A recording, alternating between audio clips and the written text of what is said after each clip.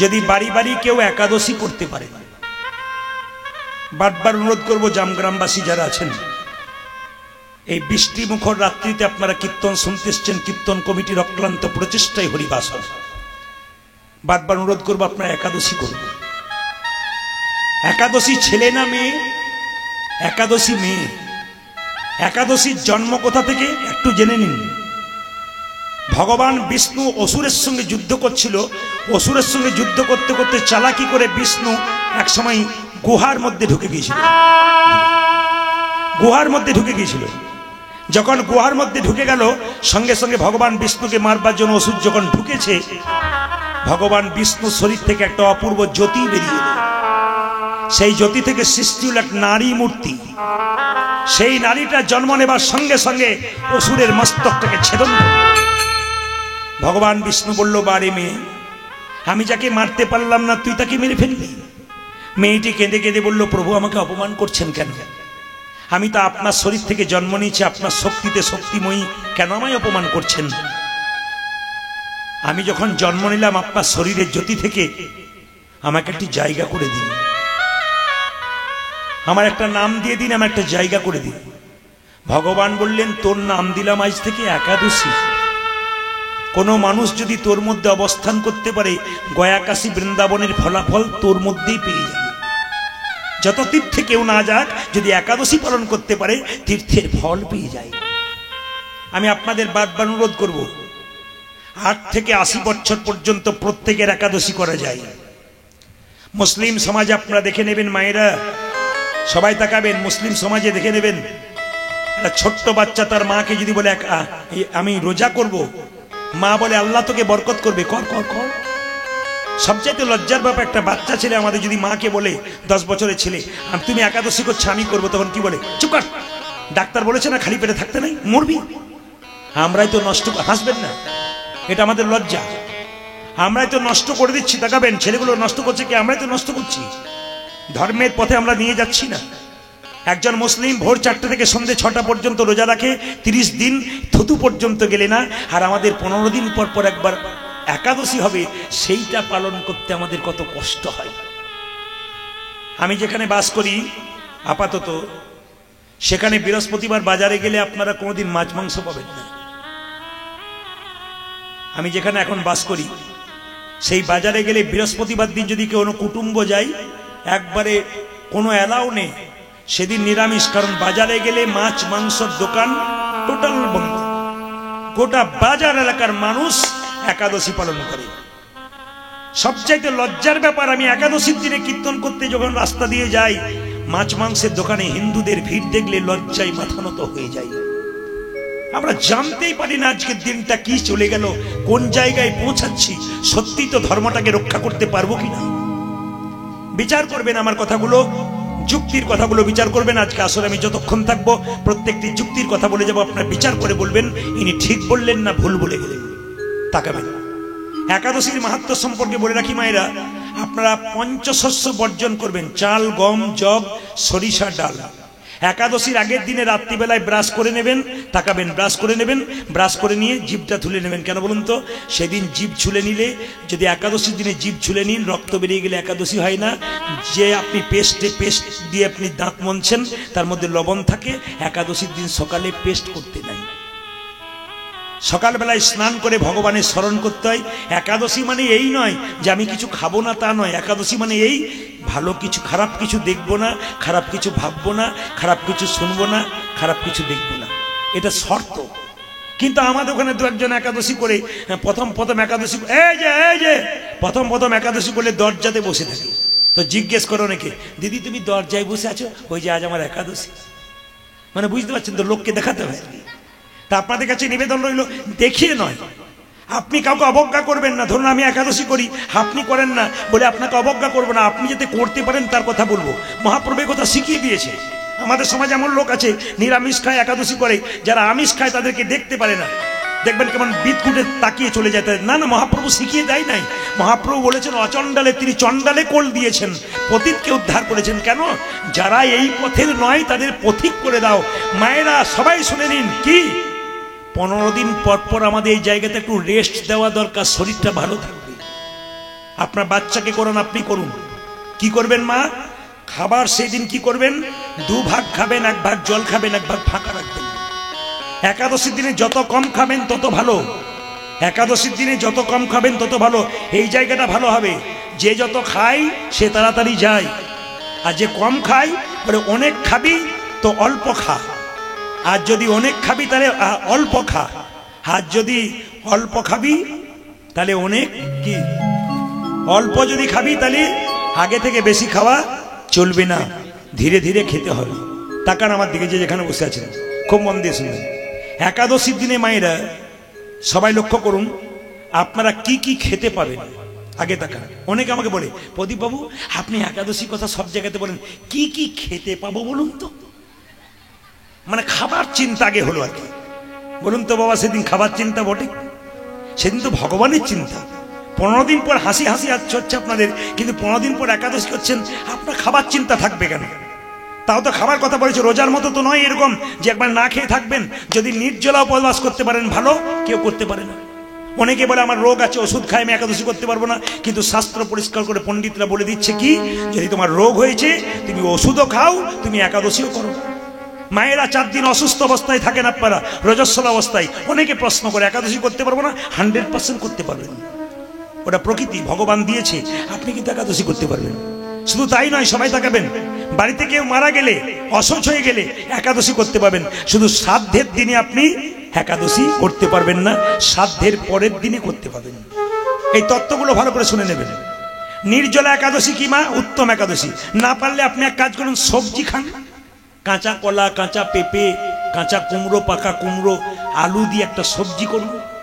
সরষের তেল দেবেন না, সাদা তেল দেবেন, আপনারা ঘি দেবেন, কোনো অসুবিধা নেই। এই লবণ খেতে পাবেন না, সন্দক লবণ পাবেন আপনারা, এই লবণ দিতে পারেন। গায়ে সরষের তেল মাখতে পাবেন না, গায়ে আপনি কি মাখবেন মায়েরা?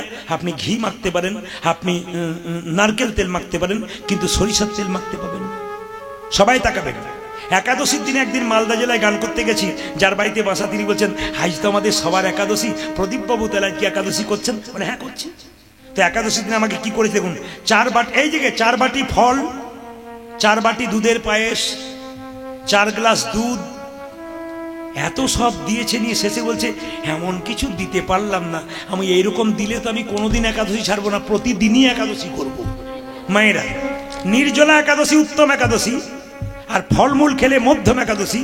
আর আমাকে যেটা দিয়েছিল সেটা উত্তম নয়, মধ্যম নয়, ওটা ধমাধম একাদশী। ওই জন্য আপনাদের কাছে নিবেদন রইল মায়েরা, একাদশী পালন করুন, জীবন সুন্দর হবে। রামকৃষ্ণদেবের 2টো কথা আপনাদের বলবো, একটু মন দিয়ে শুনে নেবেন। রামকৃষ্ণদেব বলছে, মায়েদের ভগবান ভজনা গরিব লোকের মেয়েদের মতো। আগেকার যুগে দেখবেন মায়েরা, গরিবের মেয়েরা বড় লোকের বাড়িতে কাজ করতে যেত। জোরে বলুন হা না। তখন কি করতে বলুন তো, নিজের 3 বছরের ছেলেটাকে উঠোনে রেখে দিত। মা তুমি কোথায় চললে? তোর পেটের জন্যে বড় লোকের বাড়িতে একটু কাজ করতে চললাম, তোর পেটের জন্যে বাবা। নিজের 3 বছরের ছেলেটা উঠানে রেখে বড় লোকের বাড়িতে কাজ করতে যেত। তাকাবে, বড় লোকের বাড়িতে ওই 3 বছরের ছেলে, বড় লোকের ঘরে একটা আছে, ওই ছেলেটাকে তেল মাখালো, সাবান মাখালো, খাওয়ালো, নিজের হাতে যত্ন করলো, জামা প্যান্ট পরালো। কিন্তু যতই গরিবের মেয়েটা বড় লোকের 3 বছরের ছেলেকে তেল মাখাক, সাবান মাখাক, খাওয়াক আর জামা পরাক, মন কিন্তু তার ওই ধুলোই পরা ছেলেটার দিকেই থেকে যায়। এর থেকে কি শিখলেন? আপনি ওইখান থেকে এলেন, ওইখানে যেতে হবে। কিন্তু মাথায় রাখবেন মায়েরা, আপনাকে মাথায় রাখতে হবে, যতই এখানে ছেলে মেয়ে মানুষ করুন, সংসার করুন, মন কিন্তু থাকবে ওই জায়গাতে, একদিন আপনাকে যেতে হবে। স্মরণ করবেন, গোবিন্দ কৃপা পাবেন। একটা প্রমাণ বলে দিই রামকৃষ্ণ দেবের। কি প্রমাণ? আগেকার মায়েদের 4টা 5টা করে ছেলে হতো নাকি মায়েরা? একটা উঠোনে, একটা বাইরে, একটা মায়ের কোলের কাছে খেলা করত। মা অনেকগুলো ছেলে সামলাতে পারতো না, কি করতো বলুন তো? কাউকে খেলনা দিয়ে দিত, কাউকে পুতুল দিয়ে দিত, কাউকে লজেন্স দিয়ে দিত, কাউকে বিস্কুট দিয়ে দিত। ওই ছেলেগুলোর মধ্যে কেউ বিস্কুট, লজেন্স, খেলনা পেতে পেতে যে একবার মা বলে ডাকতো, মা কিন্তু তাকেই আগে গিয়ে কোলে নিত।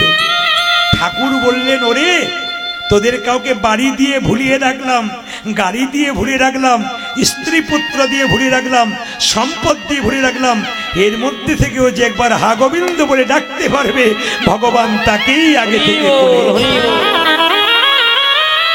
কীর্তন শুনতে এসছেন।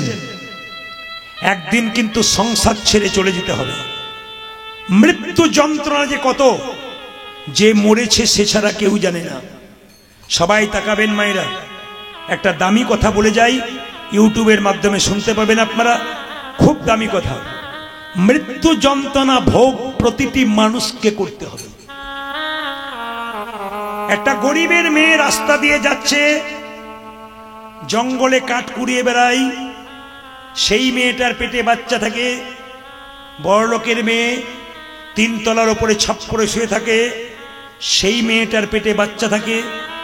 কিন্তু যন্ত্রণা, প্রসব যন্ত্রণা 3 তলা বাড়িতে যে থাকে তারও যেমন এরও তেমন।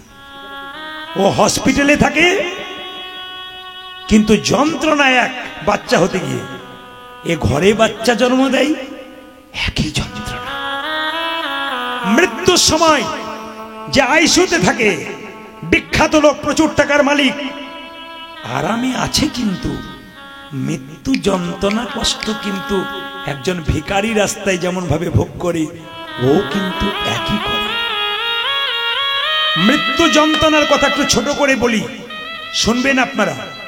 মৃত্যু যন্ত্রণা প্রথমে চোখে, তারপর মুখে, তারপর বুকে। তাকাবে, মৃত্যু যন্ত্রণা প্রথমে প্রত্যেকের চোখে, তারপর কোথায়? বুকে, তারপর মুখে। কেন বলুন তো?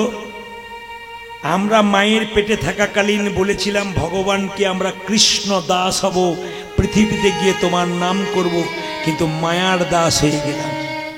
দেখবেন মায়েরা, দুটো সময়ে মানুষ সত্যি কথা বলে। মৃত্যুর সময় দেখবেন ভেতরে যত কথা আছে সব বলে ফেলে, আর দেখবেন মদ খাই তখন দেখবেন ভেতরে যত কথা আছে সব বলে ফেলে। এই 2 জায়গায় মানুষ কিন্তু সত্যি কথাগুলো বলে ফেলে। যখন আর পথ নাই, মৃত্যুর সময় ভেতরে কথা সব বলে দেয়, আর মদ খেয়ে দেখবেন পাগলের মতো সব কথা বলে দেয়। মৃত্যু যন্ত্রণা প্রথমে চোখে। কিরকম? মায়েরা, অসুস্থ অবস্থায় বার্ধক্য যন্ত্রণা ভোগ করছে, পড়ে আছে, আর কথা বলতে পারছে না, ইশারা করে ডাকছে, খোকা, আমার বড় খোকা কই? আমার ছোট খোকাকে একবার দেখে দে, শেষ দেখাটা দেখে নি। গোবিন্দ বলে আর দেখার সুযোগ নাই, তুই কৃষ্ণ দাস হতে পারিসনি, তুই মায়ের দাস হয়ে গেছিস। হ্যাঁ দেখ, তোর চোখে আমি পর্দা দিয়ে দিলাম, কালো চোখটা ঘোলা হয়ে গেল। কাছে যারা এলো, দেখবো বলে বসলো, তাদের আর দেখতে পারলো না। ভগবান চোখে একটা পর্দা দিয়ে দিল। দেখবেন কালো চোখটা ঘোলা হয়ে যায়, ছাই কালারের হয়ে যায়। কখন? যখন মৃত্যু আসে, চোখটা ছোট হয়ে যায়। অতীব সত্য কথাগুলো বলে গেলাম। আবার দেখবেন যদি মনের কথা বলতে যাবে, খোকা হাই হাই, দুটো কথা বলি, কার কাছে কি রেখেছি আজকে বলি, আই। বলতে গিয়ে গলায় কপ জমে যায়, আহ আহ আহ আহ আহ, এগুলো বেরোয়, আর কথা বেরোয় না। অনেকে দেখবেন কপ জমে গিয়ে ঘর ঘর ঘর ঘর করে, কিন্তু আর কথা বলতে পারে না। যমরাজ এসে তখন বুকে চাপ দেয়, এইবার তুই মায়ের দাস হয়েছিস। দম বন্ধ হয়ে আসে মা, শ্বাসকষ্ট হতে হতে এক সময় চলে যায়। আমি আপনাদের বারবার বলে দিতে চাই, এত সুন্দর বসে কীর্তন শুনছেন আপনারা। জাম গ্রামে আমার এই নিয়ে 3টে আসর হচ্ছে। একটা আসর ওখানে, একটা আসর এখানে, আপনারা কেউ জানেন না। আর একটা আসর এইখানে হয়ে গেছে। কখন বলুন তো? আজ থেকে 15-16 বছর আগে রাউত পরিবার, প্রহ্লাদ বাবু রাউত পরিবার তখন এখানে সম্মেলন করতেন অনেক দল নিয়ে। 20-22টা দল ছিল, অনেক ভালো ভালো বিচারক ছিল। তখন আমি এখানে প্রথম হয়েছিলাম। তো যারা বিচারক ছিলেন, আমি গান করার পর যখন পুকুর দিকে যাচ্ছি, ওনারা পুকুর থেকে ফিরছেন, আমি প্রণাম করে বললাম, কাকু কাল গান শুনলেন, ঠিক হয়েছে তো? নাম্বার দিতে দেখলাম না, হাঁ করে শুনছিলেন, কেউ নাম্বার দেয় না। অন্যদের বেলায় নাম্বার দিচ্ছে, আমার বেলায় চুপচাপ বসে আছে। তো ওনারা বললেন, বাবা তোমার বেলায় নাম্বার দিতে পারি নাই। তাকিয়েছিলাম, সেদিন প্রথম হয়েছিলাম। এখানকার একটা স্মারকপত্র, একটা অ্যাটাচি, এখনো পর্যন্ত যত্ন করে রাখা আছে। 15 থেকে 20 বছর আগেকার কথা। এই প্রথম এই মাটিতে এসেছিলাম, সেকেন্ড এলাম এখানকার ছেলেদের ভালোবাসায়। মন্দিরে ওখানে এসেছিলাম। একটু মন দিয়ে শুনবেন মায়েরা, অহংকার করে কোনো লাভ নাই। আপনি বড় লোক, আমি গরিব লোক। আপনার বাড়িতে ভিখারি গেছে, আপনি দূর দূর করে তাড়িয়ে দিচ্ছেন, দিব্যি খাচ্ছেন। যা, অসময়ে এসছিস, যা, পালিয়ে যা। বাবা, কলকাতায় প্রচুর গান করি। জয়নগর বলে একটা জায়গা আছে, মোয়া তৈরি হয়, খুব বিখ্যাত। ওখানে একটা শ্মশান ঘাট আছে, ওখানে আমরা চা খাই। তো দেখতে পেলাম একজন কয়েকশো কোটি টাকার মালিক মারা গেছে, ফুল দিয়ে সাজিয়ে তাকে আনা হলো, চিতাতে শুইয়ে দেওয়া হলো। একজন ভিখারি রাস্তায় মরে গেছে, টলিতে করে খড়ের দড়ি দিয়ে তাকে তালাই দিয়ে বেঁধে শ্মশানের চিতাতে শোয়ানো হলো। একদিকে ভিখারি, একদিকে ধনী, যেন বলতে চাইছে, বাবু তোমার বাড়ি কতবার গিয়েছিলাম, দূর দূর করে তাড়িয়ে দিয়েছিলে, যা যা বলে। তুমি ছপ্পর কাটে শুয়েছিলে, বিশ্রাম নিচ্ছিলে, আমি রোদ দিয়ে থরথর করে জ্বালাতনে কষ্ট করে তোমার বাড়ি খাবার জন্য গিয়েছিলাম, তুমি আমায় দাও নাই, কত কথা বলেছ। আজকে যাবার সময় তুমিও যেখানে শুয়ে আছো, আমিও তো সেখানে শুয়ে আছি। আসার সময় তুমিও তো খালি হাতে এসেছো, আমিও তো খালি হাতে এসেছি। যাবার সময় তো দুজনেই এক। তাকাবে, মেয়েদের যখন বিয়ে হয়, আগেকার যুগে পালকিতে করে যেত, জোরে বলুন হ্যাঁ না না।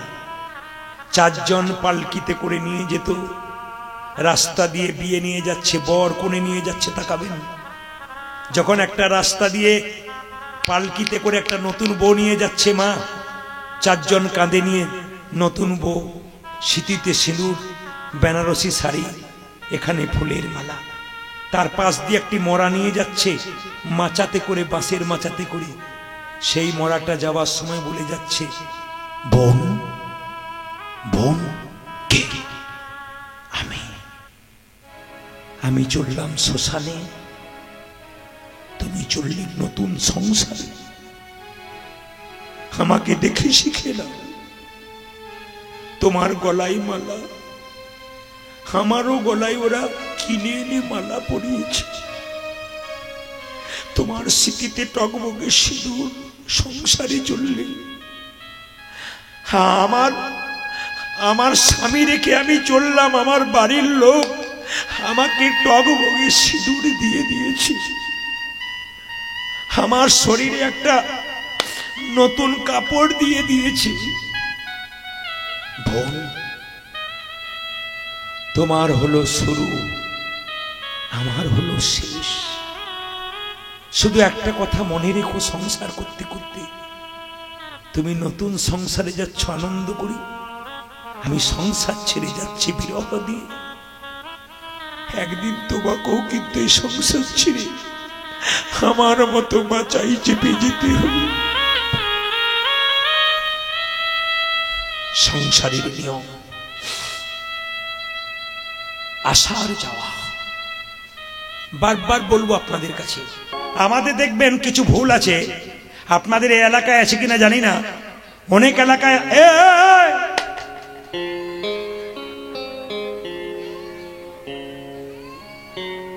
ছেলে ভয়ে রাত 12টায় কাঁদতে শুরু করেছে।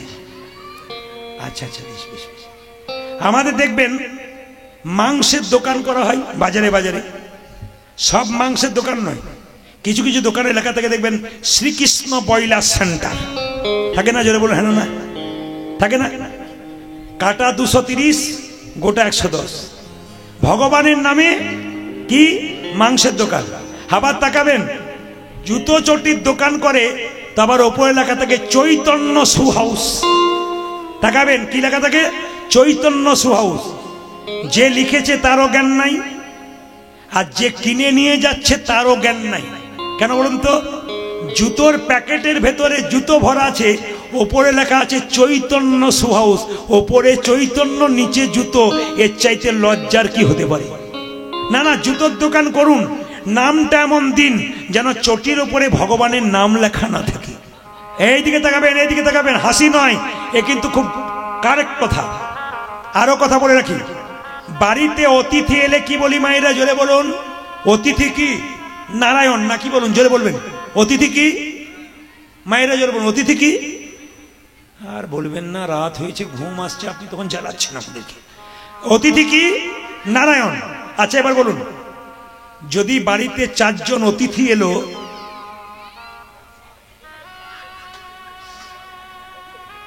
একটু বাইরের দিকে নিয়ে যান, ও কান্নার শব্দ চুপ হয়ে যাবে, একটু বাইরের দিকে নিয়ে যান, ঠিক হয়ে যাবে। হরে কৃষ্ণ। এই দিকে তাকাবেন মায়েরা, ঠিক আছে, একটু উলুধ্বনি দিয়ে দিন।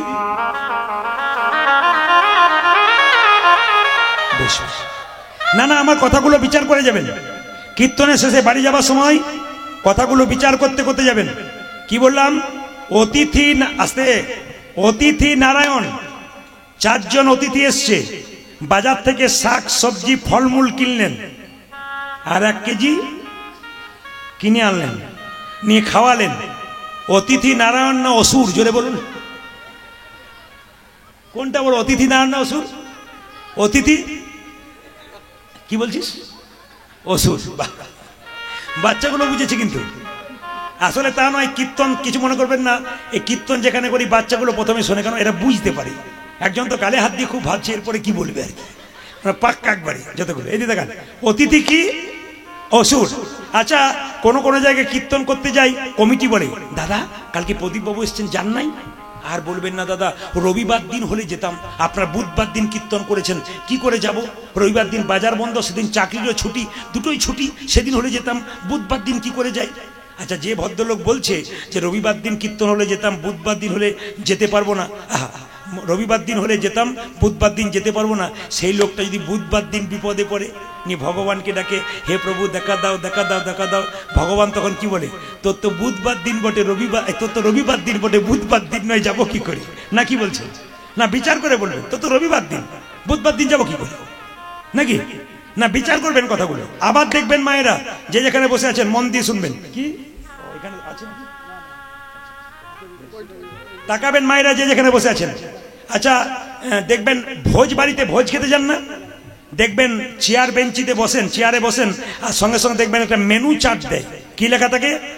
স্যালাড লেখা থাকে, কাগজি নুন সব লেখা থাকে, তারপর কি লেখা থাকে? রাধা বল্লভী, জোরে বলুন হ্যাঁ না লেখা থাকে না? না না হাসবেন না, এরপরে কত অপমান করছি রাধাকে। দেখুন রাধা বল্লভী লেখার পরে তার নিচে লিখে রাখি চিকেন কাটলেট, মটন কাটলেট। না, কত লজ্জার বিষয়। তাকাবেন, আমাদের রাধার নাম দিয়ে বল্লভী তৈরি করলাম, শেষে কি করলাম? চিকেন কাটলেট দিয়ে রাধারানীকে অপমান করে দিলাম, মটন কাটলেট দিয়ে। আপনারা এরকম কাজ করবেন না। রাধারানীর নাম দিয়ে যা কিছু তৈরি করবেন পবিত্র জিনিস করুন, যেন ভক্তি জন্মায়। এমন কিছু করবেন না যাদেরকে অভক্তি জন্মায় মানুষের। আবার দেখবেন, তাকাবেন, আমি প্রায় জায়গাতে যাই, দুর্গা পুজোর সময় আপনাদের দিকে দুর্গা পুজো হয়, প্যান্ডেল দেখতে যান না দুর্গা দেখতে যান? জোরে বলুন, জোরে বলুন, কি দেখতে যান? প্যান্ডেল দেখতে যান। এক জায়গায় দুর্গাপুজো হচ্ছে, আমি গান করতে পেরিয়ে যাচ্ছি, একটা অন্য ধর্মের মানুষ আমার দিকে তাকিয়ে আছে। আপনি প্রদীপ বাবু না? বলে হ্যাঁ, ফেসবুকে আপনাকে দেখেছি। আচ্ছা, আমি তো অন্য ধর্মের মানুষ, আপনি তো হিন্দু ধর্মের মানুষ। আচ্ছা বলুন তো, দুর্গাপুজোতে যেটা করেছে সেটা ঠিক করেছে? বললাম কি বলুন তো। দেখতে পেলাম, মায়েরা হাসবেন না, খুব লজ্জার বিষয়। থিম করেছে। কি থিম? শিব স্কুটি চালাচ্ছে আর মা দুর্গা পেছনে হাত দিয়েছে। অন্য ধর্মের লোকটা আমাকে খোঁচা দিয়ে বলল, খুব তো কীর্তন করে বেড়ান, লোককে বোঝাচ্ছেন, আমাকে একবার বুঝিয়ে দিন তো, আপনাদের কোন শাস্ত্রে লেখা আছে শিব স্কুটি চালাচ্ছে, দুর্গা পেছনে হাত দিয়ে বসে আছে? হাসি নয়, এগুলো লজ্জার বিষয়। অন্য ধর্মের মানুষ বললে না, লজ্জায় মাথাটা নত হয়ে যাবে। আমরা করছি কি, আমরা কোন জায়গায় পৌঁছাচ্ছে, একটু বিচার করে দেখবেন। আবার দেখবেন আপনারা, এবার হাসির ব্যাপার আছে। কি বলুন তো, বিয়ের সময় দেখবেন মালা বদল হয় না? জোরে বলুন হ্যাঁ না? মালা বদল হয়। আমাকে অনেক ছেলেরা কীর্তন শুনতে এসে বলে, দাদা কিছু মন্ত্র টন্ত্র নাই? বলে কেন? আমার একটা গন্ডগোল আছে। বলে কি গন্ডগোল? আমার স্ত্রী আমার দিকে তাকায় না, খালি এদিক ওদিক তাকায়। বললাম তোমার বিয়েতে ক্যামেরা ছিল? বলে হ্যাঁ ছিল। ওই গন্ডগোল করেছি। বলে কি গন্ডগোল করেছে? একটু তাকাবেন, আমার দিকে তাকাবেন। এই সময় ক্যামেরাম্যানরা নাই, কেন চলে গেছে জানে, এটা দেবে আর কি। তাকাবেন এদিকে। তার মানে কি দেখবেন বিয়ের সময় দেখবেন মায়েরা যখন মালা বদল হয় তখন কাপড়টা ঢাকা দেওয়া হয়, মেয়েটি যখন মালাটি ছেলেটির গলায় পরাচ্ছে তখন শুভ দৃষ্টি হয়, মানে প্রেমের নয়নে ভালোবাসার নয়নে ছেলেটাকে মালাটা পরাতে যাচ্ছে। মেয়েটা যখনই পরাতে যাচ্ছে এরকম করে তখন পাশ থেকে একজন ক্যামেরা নড়ছে, এইদিকে এইদিকে এইদিকে। শুভ দৃষ্টিটা কোন দিকে হলো?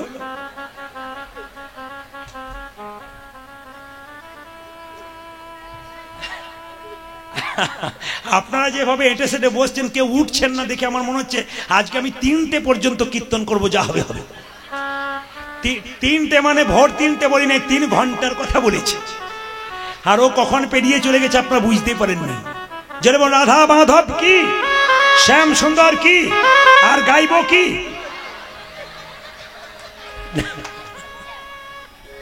যেরকম রাধা রানী কি। আচ্ছা এইবার একটা কথা বলি আপনাকে, দেখুন তো, দেখুন এ বাবা দেখুন তো, একটা জায়গাতে গিয়ে কি বলা হয়? কালো লাল কাপড়ে বাঁধা থাকে, যাহা বলিব সত্য বলিব, সত্য ছাড়া মিথ্যা বলিব না, বা সত্য ছাড়া মিথ্যা বলিব না। মায়েরা বলবেন, বাবারা নয়।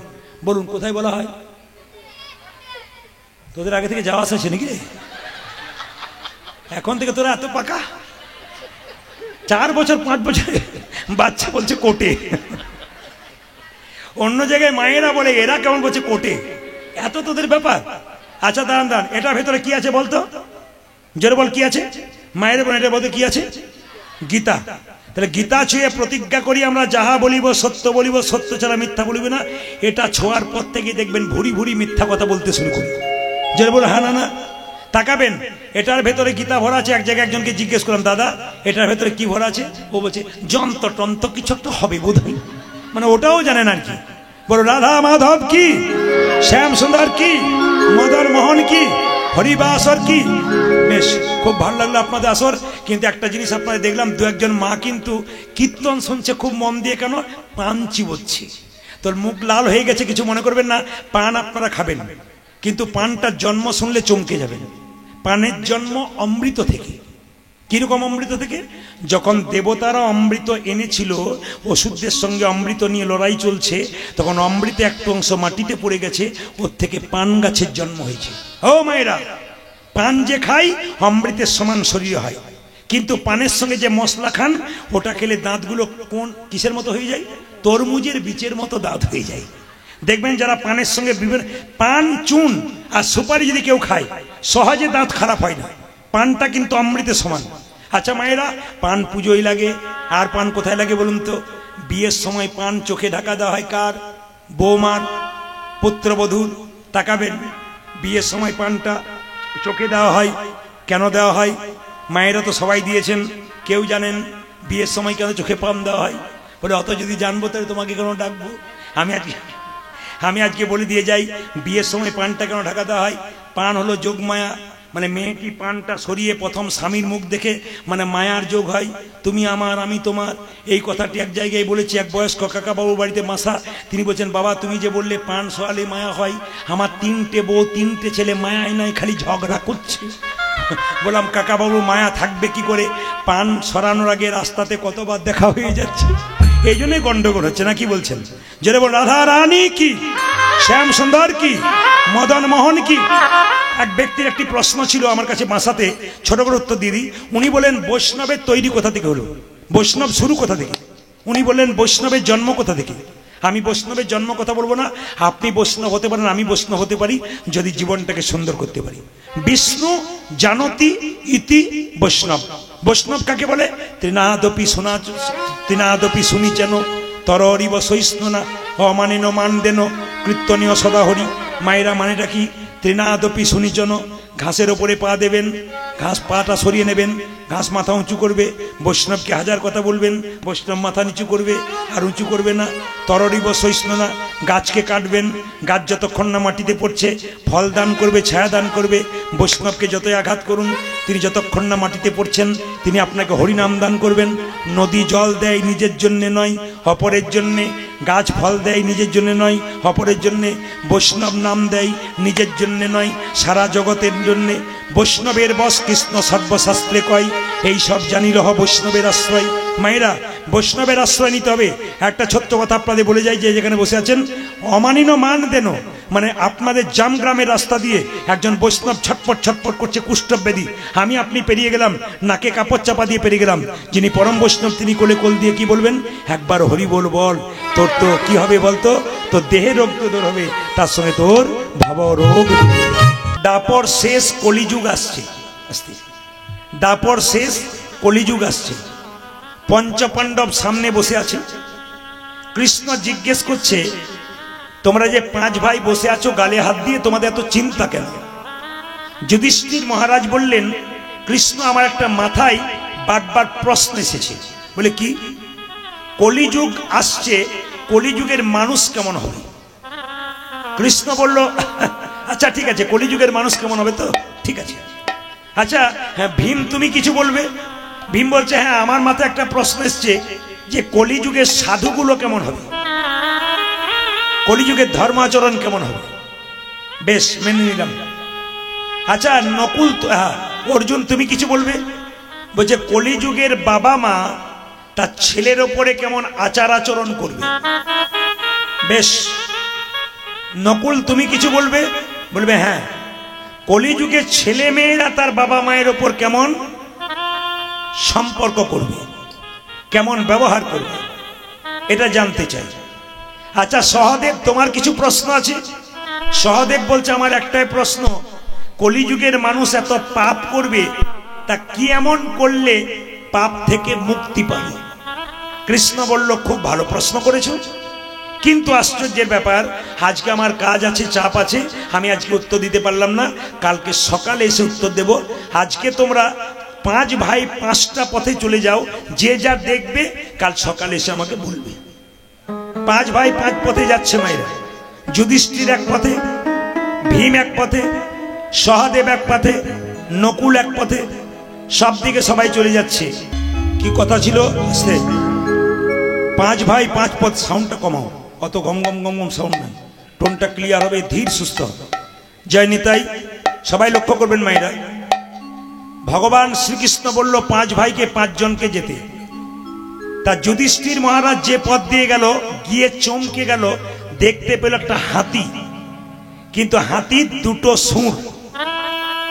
ও মায়েরা, হাতি দেখেছেন 6টা করে পা থাকে? যেই না বলেছি 6টা করে পা থাকে, সবাই বলছে হ্যাঁ, 6টা করে পা থাকে। কটা পা থাকে? 4টে থাকে। কেমন মন দিয়ে শুনছেন তা পরীক্ষা। আমি যেই না বলো হাতি দেখেছেন, বলে হ্যাঁ 6টা করে পা থাকে, তা বললে হবে না, পরীক্ষা করে নেব। হাতির কটা পা মায়েরা? 4টে পা। কৃষ্ণ বলল, তুমি কি দেখলে? যুধিষ্ঠির বলছে, আমি দেখলাম হাতির 2টো সুর। এটা কেন দেখলাম? 2টো মুখ। কৃষ্ণ বলল, যুধিষ্ঠির ওটা হাতি নয়, ওটা কলি। তোমার প্রশ্ন ছিল কলিযুগের মানুষ কেমন হবে? কলিযুগের মানুষ 2টো করে মুখ হবে। অনেকে দেখছে, আমরা তো সত্য যুগের মানুষ নাকি মায়েরা? কোন যুগের মানুষ আমরা? মানে শুনতে এসছি, তোমার ভাগ্য ভালো বৃষ্টিতে। এই দিকে তাকাবেন, আমরা কলিযুগের মানুষ, তাহলে আমাদের মুখ কটা? অনেকে দেখছে যে আমাদের কটা মুখ। জেনে নিন, কলিযুগের মানুষের 2টো করে মুখ, একটা পেছনে একটা ভেতরে, না কি বলছেন? একটা সামনে একটা ভেতরে। কিরকম? ধরুন আপনাদের এই জামগ্রামে রামবাবু আর শ্যামবাবু রাস্তা দিয়ে যাচ্ছে, রামবাবুকে শ্যামবাবু জিজ্ঞেস করছে, দাদা ভালো আছেন তো? বলে খুব ভালো আছি। রামবাবু বলছে, শ্যামবাবু আপনি খুব ভালো মানুষ। সঙ্গে সঙ্গে শ্যামবাবু তো খুব গদগদ হয়ে গেল। যখন চলে গেল শ্যামবাবু, রামবাবু মনে মনে ভাবছে, তুমি যতক্ষণ না মরছো তোমার পেছনের জায়গাটা আমার হচ্ছে না। তার মানে কি বলুন তো? মুখ মে রাম রাম, বগল মে ছুরি। মানে আপনার সঙ্গে ভালো ব্যবহার করলে আপনি ভাবলেন খুব ভালো মানুষ, কিন্তু পেছন থেকে আরেক রকম মুখ দেখিয়ে দিল। মেয়েরা, 2-4 বছর সাধনা করলে ভগবানকে চেনা যায়, কিন্তু মানুষকে চেনা বড় দায়। রাত্রিবেলায় একই বিছানার তলে আপনি যার সঙ্গে শুয়ে আছেন, তারও গ্যারান্টি নাই আপনার কতখানি বটে। এ একরকম কথা ভাবছে, ও একরকম কথা ভাবছে। একই ছাতের নিচে 7 জন শুয়ে আছে, কে যে কখন কার পকেট কাটবে কেউ জানে না। কীর্তন শুনুন, লাভ হবে। কৃষ্ণ বলল, যুধিষ্ঠির তুমি উত্তর পেয়েছো? বলে পেয়ে গেছি। কলিযুগের মানুষ কেমন হবে? 2, অর্জুন তুমি কি দেখলে?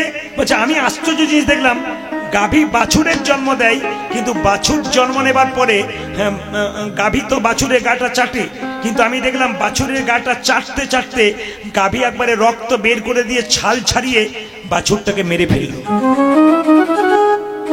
এটা কেন দেখলাম? কৃষ্ণ বলল, তোমার প্রশ্ন ছিল কলিযুগের বাবা মা তার ছেলের প্রতি কেমন ব্যবহার করবে। ও মায়েরা, আদর দিতে দিতে দিতে দিতে বাবা মা ছেলে মেয়েকে নষ্ট করে ফেলবে, তার মানে জীবন্তে মরা।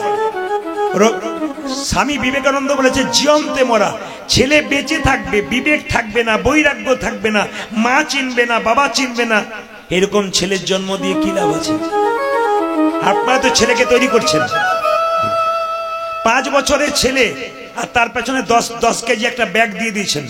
কম্পিউটার ক্লাস, বিজ্ঞানের ক্লাস, ইংরাজির ক্লাস, ছবি আঁকার ক্লাস। ছেলেকে একবার ধর্ম শিক্ষা দেওয়া হচ্ছে না, খালি বলা হচ্ছে তুই টাকা রোজগার করার মেশিন তৈরি হয়ে যা। এটাই তো আমাদের উদ্দেশ্য, না কি বলছেন? কিন্তু বিবেক তৈরি হচ্ছে না। হ্যাঁ, আপনি ছেলেকে মানুষ করুন, বড় করুন, শিক্ষিত করুন, কিন্তু বিবেক তৈরি করতে গেলে মায়েরা ছেলেকে সকালবেলায় ঘুম থেকে উঠে বলতে হবে, আগে মন্দিরে একবার প্রণাম কর, তোর দাদু ঠাকুমাকে একবার প্রণাম কর, আমাকে তোর বাবাকে একবার প্রণাম কর, তবে ছেলের বিবেক বৈরাগ্য জন্মাবে, নইলে জন্মাবে। আমরা ছেলেদেরকে কিভাবে মেরে দিচ্ছি দেখুন। আমার পাশের বাড়িতে একটা 25 বছরের মেয়ে তার 4 বছরের ছেলেকে বলছে, খোকা স্কুলে চললি, টিফিন বাক্সে খাবার দিলাম, কাউকে দিবি না, নিজে খাবি, কাউকে দিবি না, দিলে তোর একদিন কি আমার একদিন। কষ্ট করে রান্না করে দেবা, তুই লোকের ছেলেকে দিবি? ছেলে বলল, মা কথা দিলাম, নিজে খাবো, কাউকে দেবো না। ছেলে বড় হলো, চাকরি করলো, বিয়ে হলো, নিজে খেলো, তার মা বাবাকেই দিল না। না না, এটা আমরা মেরে দিচ্ছি না। যেমন বাছুরটাকে চাটতে চাটতে মেরে দিচ্ছে, আমরা সেরকম আমাদের ছেলেগুলোকে নষ্ট করে দিচ্ছি, বিবেক জাগাচ্ছি না, বৈরাগ্য জাগাচ্ছি না, ভক্ত তৈরি করতে পারছি না। সঙ্গে সঙ্গে বললো, তোমার উত্তর হয়েছে? বলে হ্যাঁ। ভীম তুমি কি দেখলে? বলছে আমার প্রশ্ন ছিল কলিযুগের ধর্মাচরণ কেমন হবে, সাধুগুলো কেমন হবে। বলছে শোনো, তুমি কি দেখেছো?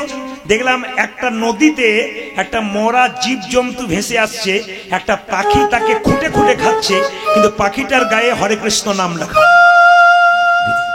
পাখিটার গায়ে হরে কৃষ্ণ নাম লেখা। এটা কেন দেখলাম? বলছে শোনো, কলিযুগে যত সাধু হবে তার মধ্যে কিছু কিছু সাধু গেরুয়া বস্ত্র পরবে, তিলক নেবে, শিখি নেবে, তোমার দরজায় নিতাই গৌর হরিবোল বলে দাঁড়াবে, খোঁজ খবর নিয়ে দেখবে গায়ে হরি নাম লেখা, কিন্তু চুরি করেছে, ডাকাতি করেছে, 10-12টা মার্ডার করেছে, তারপর আপনার দরজায় সাধু সেজে বসে আছে। সবাই নয়, কৃষ্ণ বলল কিছু কিছু। মায়েরা তাহলে প্রশ্ন করবেন, প্রদীপ বাবু কাল থেকে কোনো সাধু দরজায় এলে প্রণাম করব না? যে কোনো সাধু দরজায় এলে তাকে 3 বার প্রণাম করবেন। প্রশ্ন করবেন, একবার করলে হতো না? না, 3 বার করবেন। কেন করবেন না? সাধু বাবাটি যে গেরুয়া বস্ত্র পরেছে, সাধু বাবাকে নয়, ওই গেরুয়া বস্ত্র ত্যাগের প্রতীক, ওই ত্যাগের প্রতীক গেরুয়া বস্ত্রকে একটি প্রণাম দাও। দ্বিতীয় প্রণাম কেন দেবে? আমরা যারা সংসারী মানুষ 10 দিন বাইরে গেলে ছটফট করি বাড়ি যাবার জন্য, সাধুটি চুরি করুক, ডাকাতি করুক, ওই যে নিজের ঘর বাড়ি ত্যাগ করেছে, এই ত্যাগের জন্য তাকে একটি প্রণাম দাও। 3 নম্বর প্রণাম কেন দেবে? মায়েরা দরজার সামনে কারো হরিনামে ধ্বনি হয়নি, সাধুটি চুরি করুক, ডাকাতি করুক, ওই যে নিতাই গৌর হরিবোল বলেছে, সাধু বাবাকে নয়, হরিবোল ধ্বনিটাকে একটি প্রণাম দাও। আচ্ছা বেশ বেশ বেশ বেশ বেশ। নকুল তোমার কি প্রশ্ন ছিল?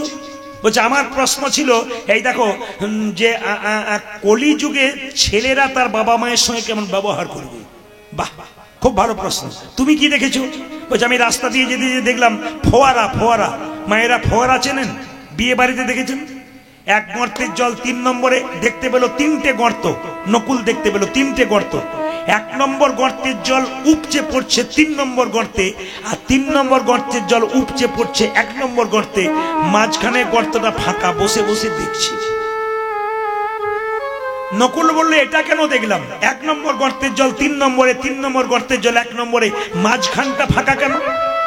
সঙ্গে সঙ্গে কৃষ্ণ বলল শোনো, তোমার প্রশ্ন ছিল কলিযুগের ছেলে মেয়েরা তার বাবা মায়ের সঙ্গে কেমন আচরণ করবে।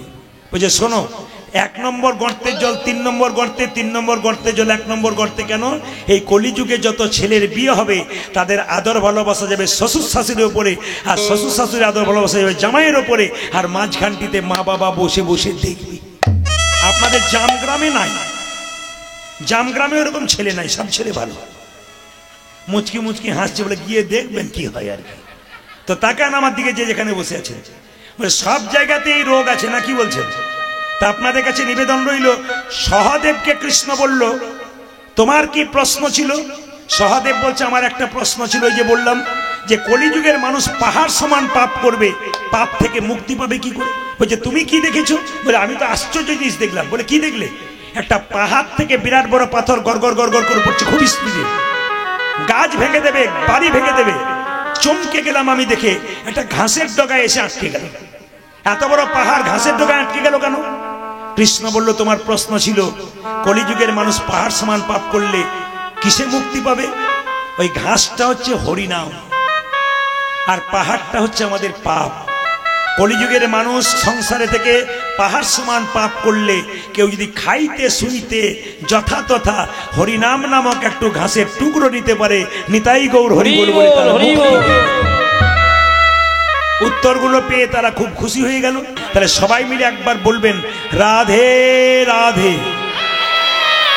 আমি যখনই বলবো জোর সে বলনা পড়েগা, জোরে বলুন, প্রেম সে বলিয়ে, প্রেম সে বলিয়ে।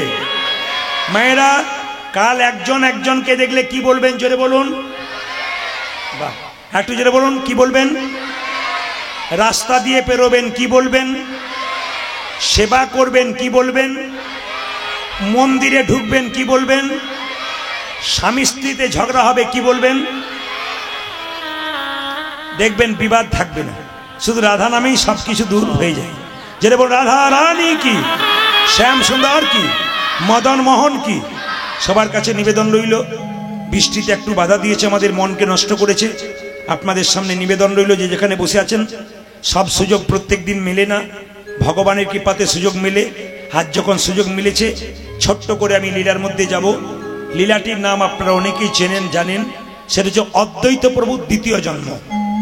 অদ্বৈত প্রভুর দ্বিতীয় জন্ম, যাকে আপনারা বলেন দুঃখী কৃষ্ণদাস, যার আরেকটা নাম কি প্রভু শ্যামানন্দ।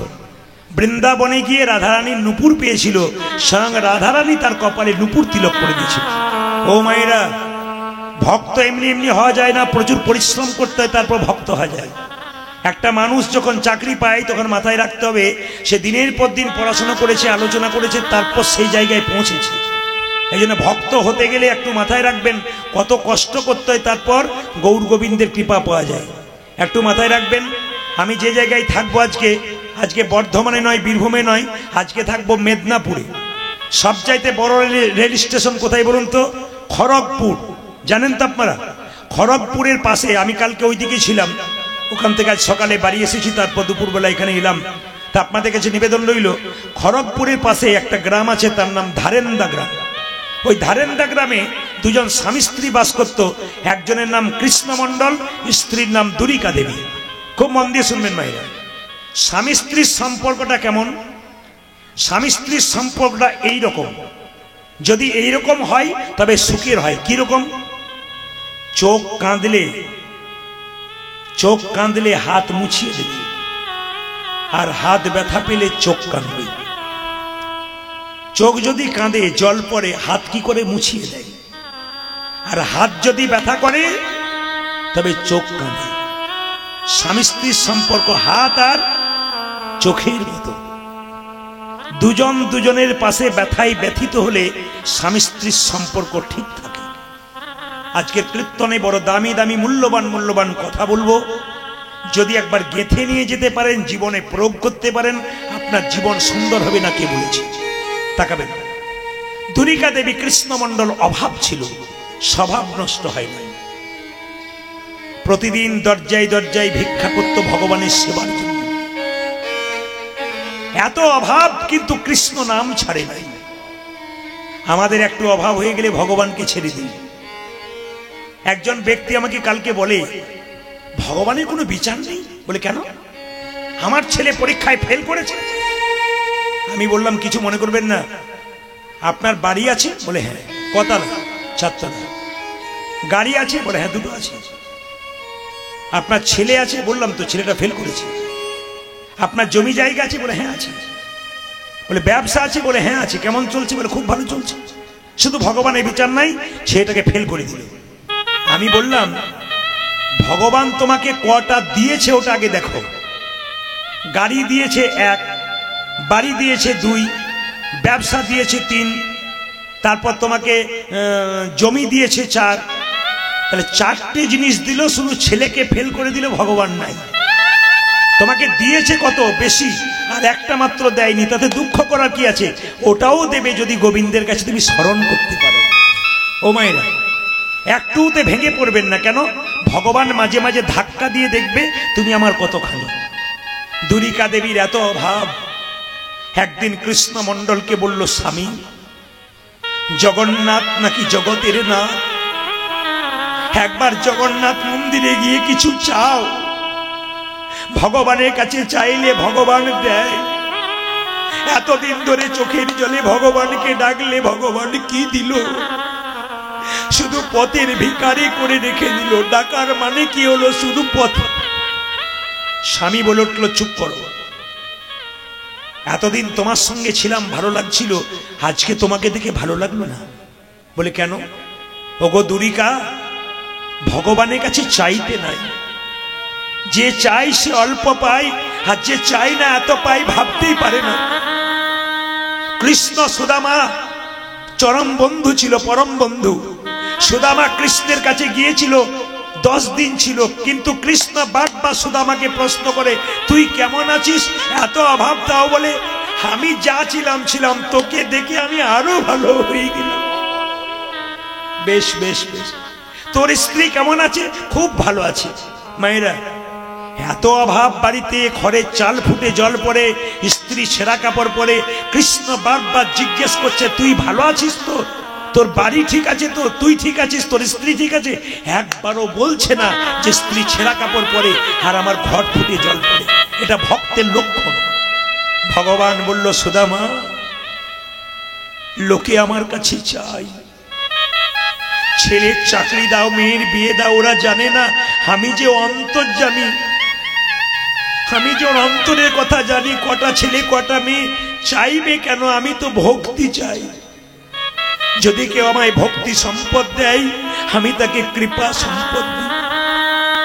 সুদামা কিছুই চাইল না, চলে গেল, ঠিক কথা। 10 দিন পর কৃষ্ণ বলল, একবার ফিরে গিয়ে দেখ, তুই চাইলি না তোর খড়ের ঘরটা রাজ অট্টালিকা হয়ে যাবে। তোর স্ত্রী ছেঁড়া কাপড় পরে বেড়াই, তোর স্ত্রী দেখবি রাজ রানী হয়ে যাবে। ওই জন্য বারবার বলবো, ভগবানের কাছে কেউ চাইবেন না। দুরিকা দেবী বলল, স্বামী আমি মানলাম, তোমাকে চাইতে হবে না, একবার জগন্নাথ দর্শনে দাও না, জগন্নাথের সঙ্গে তো দেখা হবে, তোমার তো তীর্থস্থানে যাওয়া হবে। স্ত্রী কত চালাক দেখুন, একবার যেতেই দিনা জায়গাতে, তারপর যা হবে হবে। কৃষ্ণমণ্ডল বলছে, শোনো, তুমি আমাকে চাপ দিয়ে পাঠাচ্ছ, হ্যাঁ এটা মানলাম, তীর্থ দর্শন হবে, জগন্নাথের কৃপা হবে, কিন্তু আমি কিছু চাইবো না। আরে বাবা, বললাম তো তোমাকে কিছুই চাইতে হবে না। কৃষ্ণমণ্ডল ভগবানকে স্মরণ করে জগন্নাথ মন্দির চললেন, জগন্নাথের নাম গাইতে। আচ্ছা বাবা, কিছু মনে করবেন না, কারা কারা জগন্নাথ মন্দিরে গেছেন হাত তুলুন তো। বাহ, আচ্ছা জগন্নাথের চোখটা গোল না পটল চেরা? জোরে বলুন, জোরে বলবেন। যে ঘুমাচ্ছে সে বলুন। চোখ আমার খুব খারাপ। জগন্নাথের চোখ গোল না পটল চেরা? জোরে বলুন। জগন্নাথের চোখ হচ্ছে গোল। আচ্ছা জগন্নাথের চোখে পাতা আছে, পলক আছে? জগন্নাথের চোখে পলক নাই, জগন্নাথকে অনিমেষ বলা হয়, যার পলক থাকে না। তাকাবেন, কৃষ্ণের চোখ পটল চেরা, মাঝে মাঝে বিচার এদিক ওদিক হতে পারে, কিন্তু জগন্নাথ রূপে তিনি যখন এলেন তার চোখটা গোল। কেন? তার বিচার সমান। ভিখারি গেলেও যা, জমিদার গেলেও তা, রাজা গেলেও যা, প্রজা গেলেও তা, ব্রাহ্মণ গেলেও যা, শূদ্র গেলেও তা। জগন্নাথের কোনো বিচার নাই, সবাইকে সমান বিচার করে। এই জন্য জগন্নাথের আরেক নাম জগতের নাথ। চোখটা গোল করেছে।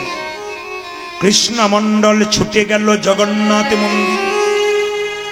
জগন্নাথ দেবকে প্রণামী করে বলে, জগন্নাথ, ওগো জগন্নাথ, তোমার কাছে কিছু চাইব না, যদি বা চাইব ভেবেছিলাম, কিন্তু চাইব না কেন?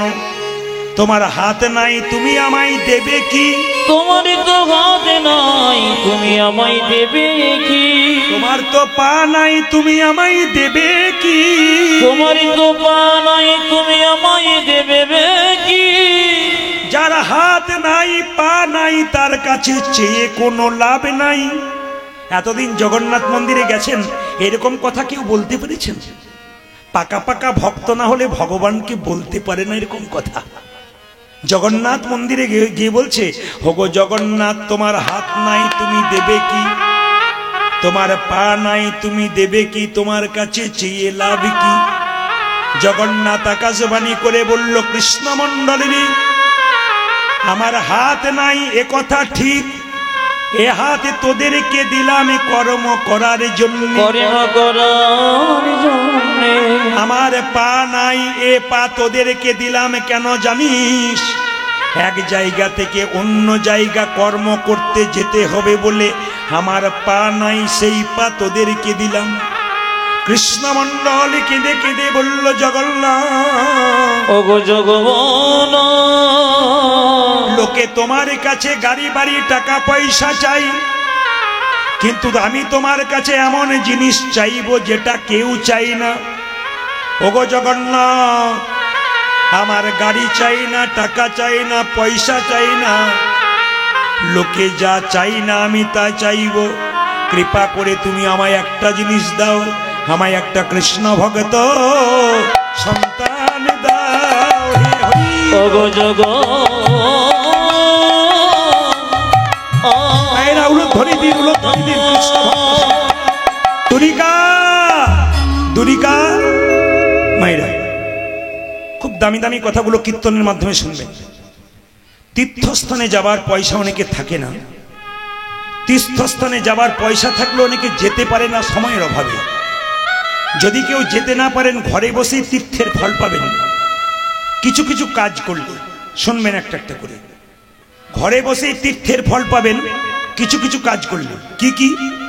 ধরুন আপনাদের জামগ্রামের কোন একজন ব্যক্তি, বয়স্ক মানুষ, তিনি গেছেন গয়াকাশী বৃন্দাবন, ফিরলেন, আপনি শুনলেন, বাড়ি ফিরলেন, আপনি তাকে প্রণাম করবেন, গিয়ে আশীর্বাদ করবে আপনার মাথায়, আপনি কিছুটা ফল পেয়ে যাবেন। আপনার বন্ধু গেছে তীর্থে, ফিরে এলো, কিরে গেছিলি, আয় একটা আলিঙ্গন করি, তীর্থের ফল পেয়ে গেলেন। আপনার বান্ধবী গেছে মা, আপনি আলিঙ্গন করলেন, ফল পেলেন। ছোট বাচ্চা মায়ের কোলে গিয়েছিল গয়াকাশী বৃন্দাবন, বাচ্চাটাকে কোলে নিয়ে একটু আদর করুন, একটু ফল পাবেন।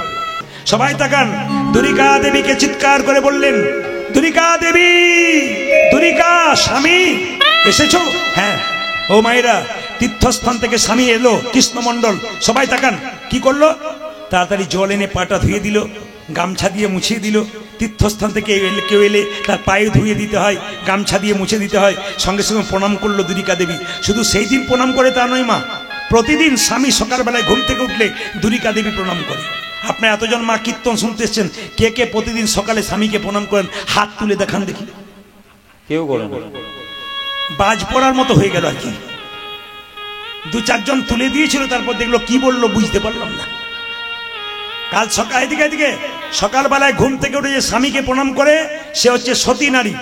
আপনার কারা কারা প্রণাম করেন? দাদারা মনে মনে ভাবছেন এতদিন পরে আপনি আমাদের হয়েই বলেছেন, কেউ বলে না। তবে এক কাজ করুন মায়েরা, আজকে কীর্তন শুনে কাল সকাল থেকে সবাই স্বামীকে প্রণাম করবেন, আর দাদা ভাইরা সব পাগুলো একটু ধুয়ে মুছে শোবেন, কাল আপনাদের প্রণাম হবে আর কি। আসলে তা নয় মায়েরা, আপনার স্বামীর সঙ্গে আপনার কি সম্পর্ক একটু বলে দিই, তাকাবেন আমার দিকে। আপনার স্বামী আপনার কে হয়? জোরে জোরে হ্যাঁ হু দেবেন। কি? আপনার স্বামী আপনার গুরু হয়? জোরে বলুন, দাঁড়ান শুনি, জোরে বলুন, গুরু হয়? হ্যাঁটা বলছে কিন্তু খুব আনন্দ করে বলছে না। আপনার স্বামী আপনার গুরু হয়? জোরে বলুন, হয়? দাদারা বলছে কি যে হয় বাড়ি না গেলে বুঝবেন না, একবার যান তারপর বুঝবেন। গুরু মানে গুরু হয় না রচনা হয়? রচনা মানে বুঝতে পারছেন কোনটা হয়?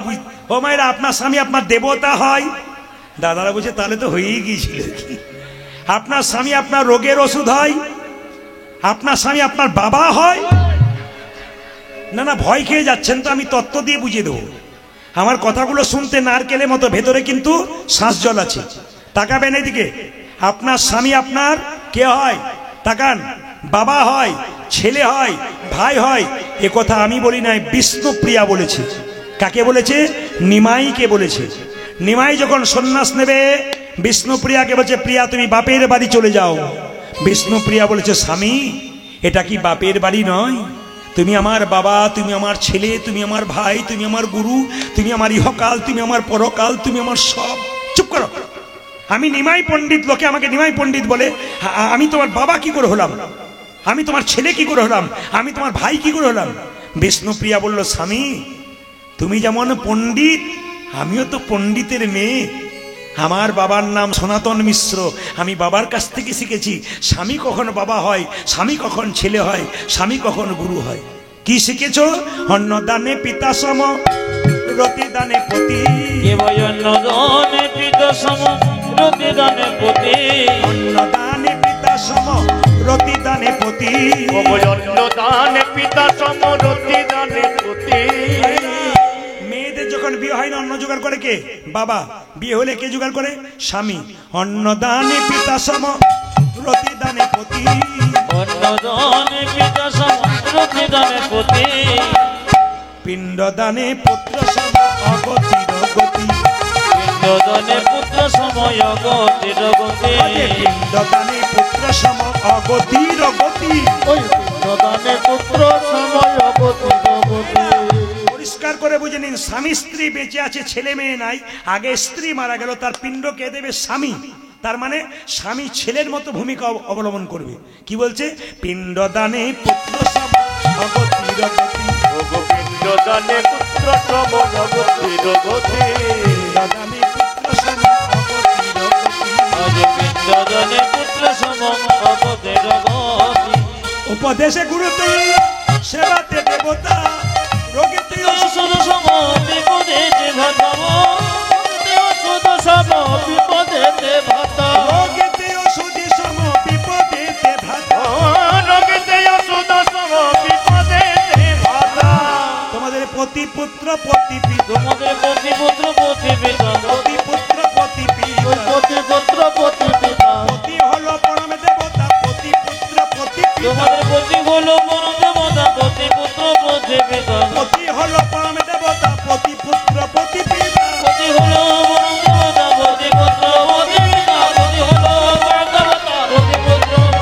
তোমার পতি পুত্র পতি পিতা। কিছুদিন পর দুরিকা দেবীর সত্যি জগন্নাথের কৃপায় গর্ভে সন্তান এলো। এখানে কারা কারা ঠাকুরের শিষ্য আছেন হাত তুলুন তো। অনুকূল ঠাকুরের কেউ কেউ আছেন? অনুকূল ঠাকুরের শিষ্য অনেক জায়গায় থাকে। ঠাকুর অনুকূল চন্দ্র প্রেমময় বলেছেন, মেয়েদের পেটে বাচ্চা থাকলে কয়েকটা নিয়ম পালন করলে কৃষ্ণ ভক্ত হওয়া যায়। কি কি নিয়ম? মায়েরা এদিকে তাকাবেন। পেটে বাচ্চা থাকলে কোনো মেয়ে যদি প্রতিদিন স্নান করে ভগবানের মন্দিরে প্রার্থনা করতে পারে, প্রভু ছেলে হোক আর মেয়ে হোক যেন কৃষ্ণ ভক্ত হয়। বারবার আপনার আবেদন যদি ভগবানের চরণে থাকে, নিবেদন হবে আপনার কাছে। 2, মন্দিরে আপনি তুলসী মন্দিরে জল দেবেন, 4 বার পরিক্রমা দেবেন। অনেক মেয়েরা আমাকে ফোন করে বলে, আমার শাশুড়ি মা বলেছে পেটে বাচ্চা থাকলে মন্দিরে যাবি না, তুলসী গাছে জল দিবি না। প্রদীপ বাবু এবারে কি করবো, আপনার কথা নেবো না শাশুড়ির কথা নেবো? আমি তাকে একটাই প্রশ্ন করে ছেড়ে দিই, পেটে বাচ্চা থাকলে ডাক্তারের কাছে যাবে না পাড়ার লোকের কথা শুনবে? কোনটা? তুমি তো ডাক্তারের কাছে জানবে। যারা শাস্ত্র নিয়ে পড়াশোনা করে তাদের কাছে জানতে হবে, যাত্রার কাছে জেনে নিলে হবে না। ভুল ধারণাকে ভেতরে ঢুকিয়ে রাখলে হবে না। পেটে বাচ্চা থাকলে ভগবানের নাম শুনলে কৃপা হয়। পেটে বাচ্চা থাকলে মহাপুরুষের ছবিতে প্রণাম করতে হয়। মনোবিজ্ঞানীরা বলছে ঈশ্বরচন্দ্র বিদ্যাসাগর, রবীন্দ্রনাথ, বিবেকানন্দের ছবিতে প্রণাম করলে আপনার পেটে যে বাচ্চা আছে যদি প্রণাম করেন, তাদের ভাব কিছুটা আপনার বাচ্চার মধ্যে বর্তাতে পারেও পারে। তাকাবেন আমার দিকে, খুব মাথায় রাখবেন, মন দিয়ে শুনে নেবেন যে যেখানে বসে আছেন। পেটে বাচ্চা থাকলে শ্রীমদ্ ভাগবত গীতা পড়বেন 2-4 লাইন। কিছু খাও আর না খাও, পারলে খাও একটু তিতা, কিছু পড়ো আর না পড়ো, জীবনে পড়ো একটু গীতা। তিতা যেমন শরীরের পক্ষে ভালো, গীতা সেরকম ভবপারের পথটা পরিষ্কার করার জন্য ভালো। এই জন্য গীতা আর তিতা দুটো কিন্তু খুব দামি জিনিস, তাকাবেন আমার দিকে মায়েরা। তো সবাই লক্ষ্য করুন, যে যেখানে বসে আছেন দেখবেন, শাস্ত্রের দিকে গেলে দেখবেন আপনারা, অর্জুনের স্ত্রীর নাম কি ছিল? সুভদ্রা। তার পেটে কে ছিল? অভিমন্যু। সুভদ্রা কানে অর্জুন কি করেছিল না, চক্রগুয়ে ঢোকার গল্পটা বলেছিল, মা শুনেছিল। মা যখন ঘুমিয়ে গেল, বেরোবার গল্প বলতে গেছে, মা ঘুমিয়ে গেছে। অভিমন্যু যুদ্ধক্ষেত্রে ঢুকলো, বেরোতে পারলো না চক্রগুয়ে, মায়ের জন্য। এখনকার দিনে কিছু মনে করবেন না, আপনাদের এখানকার জন্য বলি না, আমাদের ওখানে মেয়েদের পেটে বাচ্চা থাকলে ডাক্তারের কাছে যাই, আর ডাক্তার প্রথমে তাকে নির্দেশ দেয়, বাড়ি যাও, ছপ পরে শুয়ে থাকো, ঘাড়ে বালিশ পায়ে বালিশ নিয়ে। মেয়েটি বলে, যদি শুয়ে থাকবো পেটের বাচ্চা মোটা হবে, তখন কি করব? বলে সিজার করব আমি, তোমার যা হবে হবে, টাকা তো আমার হবে। তো মেয়েরা কি করে? মা শুয়ে থাকে তো কি করবেন, এইদিকে তাকাবেন, স্ক্রিন টাচ মোবাইল দেখে দেখে সময় কাটায়। আর বাচ্চা যখন জন্ম নেয় তখন দেখবেন খালি এদিক ওদিক তাকায়। মা বলে, বাবারে কি সুন্দর তাকাচ্ছে গো, কি যেন খুঁজে খুঁজে বেড়াচ্ছে। কিছু খুঁজে না, স্ক্রিন টাচ মোবাইল খুঁজে খুঁজে বেড়াচ্ছে। মানে আপনি যা করবেন পেটে বাচ্চা থাকাকালীন, আপনার বাচ্চার কিন্তু সেরকম ভাবটাই জন্মাবে। একবার শাস্ত্র প্রমাণ দিয়ে দিয়েছে। ওগো, গরিবের ঘরে ছেলে জন্ম নিলে কত আনন্দ হয় অনেকের। যাক বাবা, কিছু হোক আর না হোক, একটা ছেলে তো জন্ম নিয়েছে। মায়েরা যখন জন্ম নেয়, বাচ্চা যখন জন্ম নেয়, মুখে আপনারা কি দিন? জোরে বলুন, কি দিন? নিম পাতা, মধু। আপনাদের একটা ভুল ধারণা ভাঙিয়ে দেব, বাচ্চাকে মুখে মধু দিলে নাকি বাচ্চা মিষ্টি মিষ্টি কথা বলে। ভুল কথা। কেন? বাচ্চা জন্ম নেবার সময় যদি কান্নাকাটি না করে, ডাক্তারবাবু থাপ্পড় মেরে মেরে কান্না করে কেন? ছেলে যদি কান্নাকাটি না করে, সুস্থ বাচ্চা নয়। দেখবেন মায়েরা বাচ্চা জন্ম নেবার পরে মায়ের দুগ্ধ পান করতে পারে না, তখন দেখবেন কান্নাকাটি করে। কান্না বন্ধ করার জন্য মধু দেয়, যাতে বাচ্চা কান্না বন্ধ হয়ে যায়। সবাই যে যেখানে বসে আছেন শুনে নিন, বাচ্চার মুখে জন্ম নেওয়ার পর মধু দেয় একটা কারণ, বাচ্চা নাকি মিষ্টি মিষ্টি কথা বলবে, তা নয়, তার কান্না বন্ধ করার জন্যে কিন্তু মধু দিল। কিন্তু মায়েরা কিছু মনে করবেন না, যারা একটা বই পড়বেন, হিন্দু ধর্ম কি এবং কেন, লোকনাথ কবিরাজের লেখা, তাদের দুটো বইয়ের রেফারেন্স আছে। একটা গভীর গৃহসূত্রকার, একটা পরাশর গৃহসূত্রকার। এই দুটো বইতে বলছে কখন মধু দিলে বাচ্চা মিষ্টি মিষ্টি কথা বলে। বলবো না, বাদ দিয়ে দেবো মায়েরা, বলেই যাই। কখন বলে দিই, ছেলে জন্ম নেবার পর 21 দিন পর আপনার আতুর ঘর থেকে যান না, স্নান করার পর যদি বাচ্চাটাকে নিয়ে তুলসী মন্দিরে বা ভগবানের মন্দিরে একটু মধু দিয়ে বলতে পারেন, হে প্রভু, আমার ছেলের জন্য মিষ্টি মিষ্টি কথা হয়। গভীর গৃহসূত্রকার বললো আপনার ছেলে মিষ্টি মিষ্টি কথা বলবে। আপনারা কেউ টেস্ট করে দেখেছেন? আগামী থেকে আপনাদের যাদের বাচ্চা হবে, গভীর গৃহসূত্রকার বললো, বইতে বললো, শাস্ত্র বললো, মেনে নেবেন আপনারা। কি? বাচ্চাকে আপনারা 21 দিন পর স্নান করানোর পর বাচ্চার মুখে মধু দিয়ে ভগবানের কাছে প্রার্থনা করবেন, আমার ছেলের জন্য মিষ্টি মিষ্টি কথা হয়। আর একটা কথা বললো পরাশর গৃহসূত্রকার, কি বললো? বাচ্চার অন্নপ্রাশনের দিনে বাচ্চাকে আপনি পরমান্ন দেবার আগে একটু মধু দিয়ে ভগবানের কাছে প্রার্থনা করুন, ছেলে যেন মিষ্টি মিষ্টি কথা বলে, আপনার ছেলে মিষ্টি মিষ্টি কথা বলবে। কিন্তু সবাই লক্ষ্য করুন, ছেলেকে মধু দেবার, মধু কেনার তো পয়সা নেই। পাড়ার লোকেরা বলে, ছেলে কাঁদছে, কান্না বন্ধ করো। সঙ্গে সঙ্গে বললো, ও বাবা শোনো, আমি লোকের কাছে শুনেছি পাড়া প্রতিবেশীর কাছ থেকে মধু ধার করে আনলে যদি মধু শোধ না দেওয়া যায়, পরের জন্মে তার বাড়ির কুকুর হতে হয়। জন্ম নেই বাবা, দরকার নেই, আমি কি করব? দুই কানে শোনাইল মধুর হরিনা, আজ দুই কানে শোনাইল মধুর হরিনা, দুই কানে শোনাইল মধুর হরিনা, ওগো দুই কানে শোনাইল মধুর হরিনা, হরিনামে শোনালো, মধুর হরিনামে শোনালো, হরিনামে শোনালো, হরিনামে শোনালো, সংসারের কথা শোনার আগে হরিনামে শোনালো, সারি কথা শোনার আগে হরিনামে শোনালো, সংসারের কথা শোনার আগে হরিনামে শোনালো, সংসারের কথা শোনার আগে হরিনামে শোনালো, সংসারের কথা শোনার আগে নামময় দাও, সংসারের কথা শোনার আগে, সংসারের কথা শোনার আগে নামময় দেহ, সংসারের কথা শোনার আগে নামময় দেহ, সংসারের কথা শোনার আগে নামময় দেহ, হরি কথা শোনালো, দুই গানে শোনাইল মধুর হরিনাম, দুই কানে শোনাইল মধুর হরিনা। বাচ্চা জন্ম নিলে আপনারা কি করেন? ভগবানের মন্দিরে গিয়ে কি বলেন? গাড়ি দাও, বাড়ি দাও, ইঞ্জিনিয়ার করো, ডাক্তার করো, মাস্টার করো। তিনি কি বললেন?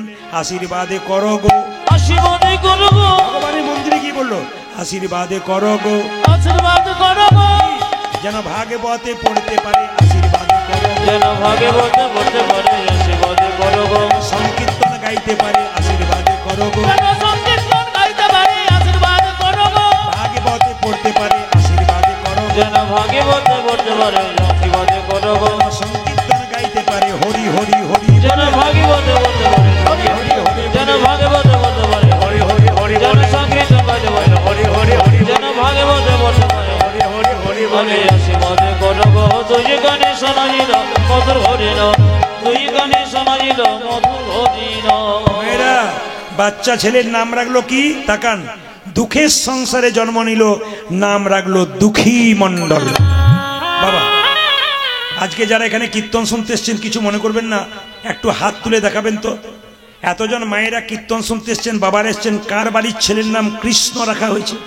হাত তুলবেন কারো বাড়িতে কৃষ্ণ নাম রাখা আছে একজন দুইজন বাহ ভক্ত মানুষরা তো রাখবেই আচ্ছা কারো ছেলের নাম বিষ্ণু নারায়ণ কিছু রেখেছেন ছেলে মেয়ের নাম ভগবানের নামের সঙ্গে রাখতে হয় কেন ছেলের নাম কৃষ্ণ রাখবেন 10 বার ডাকবেন একবার গাল দেবেন 9 বার তো ভালোভাবে ডাকবেন কৃষ্ণ খেয়ে নে কৃষ্ণ স্কুলে যা কৃষ্ণ টিউশনি যা আই বাবা কৃষ্ণ এদিকে মানে যতবার কৃষ্ণকে ডাকবেন ছেলেকে কৃষ্ণকে ডাকা হয়ে যাবে একবার গাল দেবেন 9 বার তো ভালোভাবে ডাকবেন তবে কিছু মনে করবেন না নাম রাখার ব্যাপার একটা ছোট্ট কথা আপনাদের বলি আপনারা আমাকে ইউটিউবের মাধ্যমে দেখতে পাচ্ছেন 5 থেকে 6 বছর তার আগে থেকে দেখতে পাচ্ছে আপনাদের এখানে একজন বৃদ্ধ ব্যক্তি আছেন সামনে বসে উনি আমাকে অনেকদিন আগে থেকে দেখতে পাচ্ছেন কেন ওনার গ্রামে আমি গান করে এসেছি তখন আমি ইউটিউবে ছিলাম না উনি আমার বাড়ি গিয়ে বা ফোনের মাধ্যমে আমাকে বায়না করেছিলেন ওনার গ্রামে আমি গান করে এসেছি তখন তো সবাই লক্ষ্য করুন যে উনি বসে আছেন এখানে আমার কাকাবাবু বয়স্ক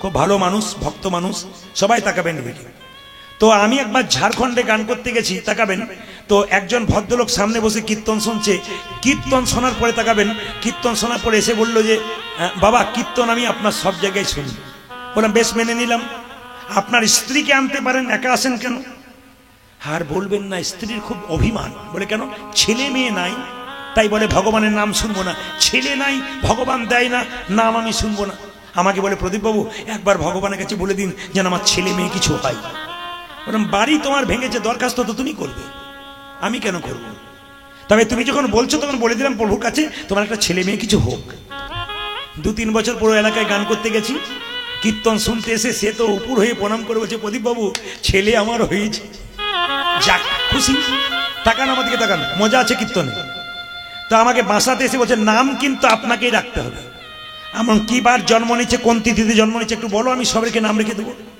সব দেখলাম শেষে বললাম তোমার ছেলের নাম রাখলাম দিগম্বর উনি তো খুব খুশি ছেলের নাম দিগম্বর রেখেছেন দারুণ খুশি যেই না দিগম্বর রেখেছি মায়েরা তাকাবেন যেই না দিগম্বর রেখেছি তাকাবেন দিগম্বর রেখেছি 2-3 বছর এলাকায় যাই নাই আবার গেছি উনি কীর্তন শুনছেন শেষে বাসাতে এসে বলছে প্রদীপবাবু এবছর আর একটা হয়েছে নাম কিন্তু আপনাকেই রাখতে হবে আমি বললাম দাদা কোন তিথিতে জন্ম নিচ্ছে কিবার আমাকে বলুন সবকিছু বললো নি বললাম এবার তোমার ছেলের বড় ছেলের নাম কি বলে দিগম্বর এবার নাম রাখলাম কৃষ্ণ দাস ও তখন বলে এটা চলবে না বলে কেন ম্যাচিং নাম চাই ম্যাচিং মানে বুঝেছেন মায়েরা কাপড় জামা কিনতে যান না ম্যাচিং চান না এই যে দেখাবে ম্যাচিং চাই তবে যে ম্যাচিং নাম চাই আমাদের তুমি ডেট বাই ডেট মানে তিথি অনুযায়ী নাম চাও না ম্যাচিং নাম চাও বলে হ্যাঁ ম্যাচিং নাম চাই তাহলে নাম রাখলাম কি দিগম্বর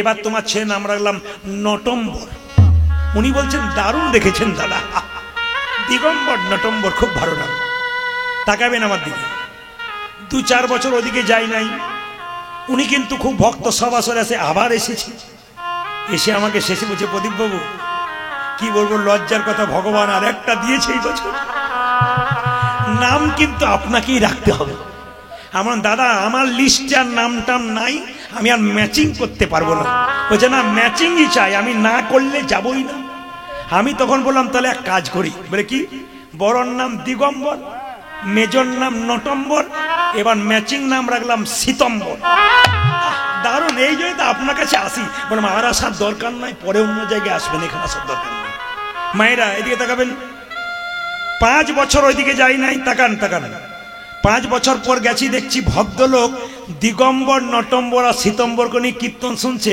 কীর্তন করছি আমি তখন এসে বলছি যেই না দিগম্বর কীর্তনে যে কি মজা আছে। আপনারা ভাবছেন ঠান্ডা ভয় দেখে সব কি ভাবছিলেন যে বৃষ্টি হয়ে যাচ্ছে, না না, গোবিন্দ কৃপা করেছে, বৃষ্টি হয়েছে, আমারও ঠান্ডা লেগেছে, আপনারা বুঝতে পারছেন, প্রচন্ড ঠান্ডা লেগে গেছে। তো সবাই তাকাবেন আমার দিকে, যে যেখানে বসে আছেন, দিগম্বর নটম্বর সীতম্বর। মানে এইবার আপনার স্ত্রীকে আনা উচিত ছিল। বলে কেন? দিগম্বর নটম্বর সীতম্বর ভগবান দিয়েছে, এত অভিমান আপনার স্ত্রী ভালো নেই, এবার আসা উচিত। বলব কি লজ্জার কথা বলবো দাদা, এবছর একসঙ্গে দুটো হয়েছে। নাম কিন্তু রাখতেই হবে। আমার দাদা আমার আর ম্যাচিং ট্যাচিং কিছু আসছে না, ও কিন্তু খেতে বসতে পারছে না, খালি পেছনে বসে আছে। দাদা নাম রেখে দিন, নাম রেখে দিন।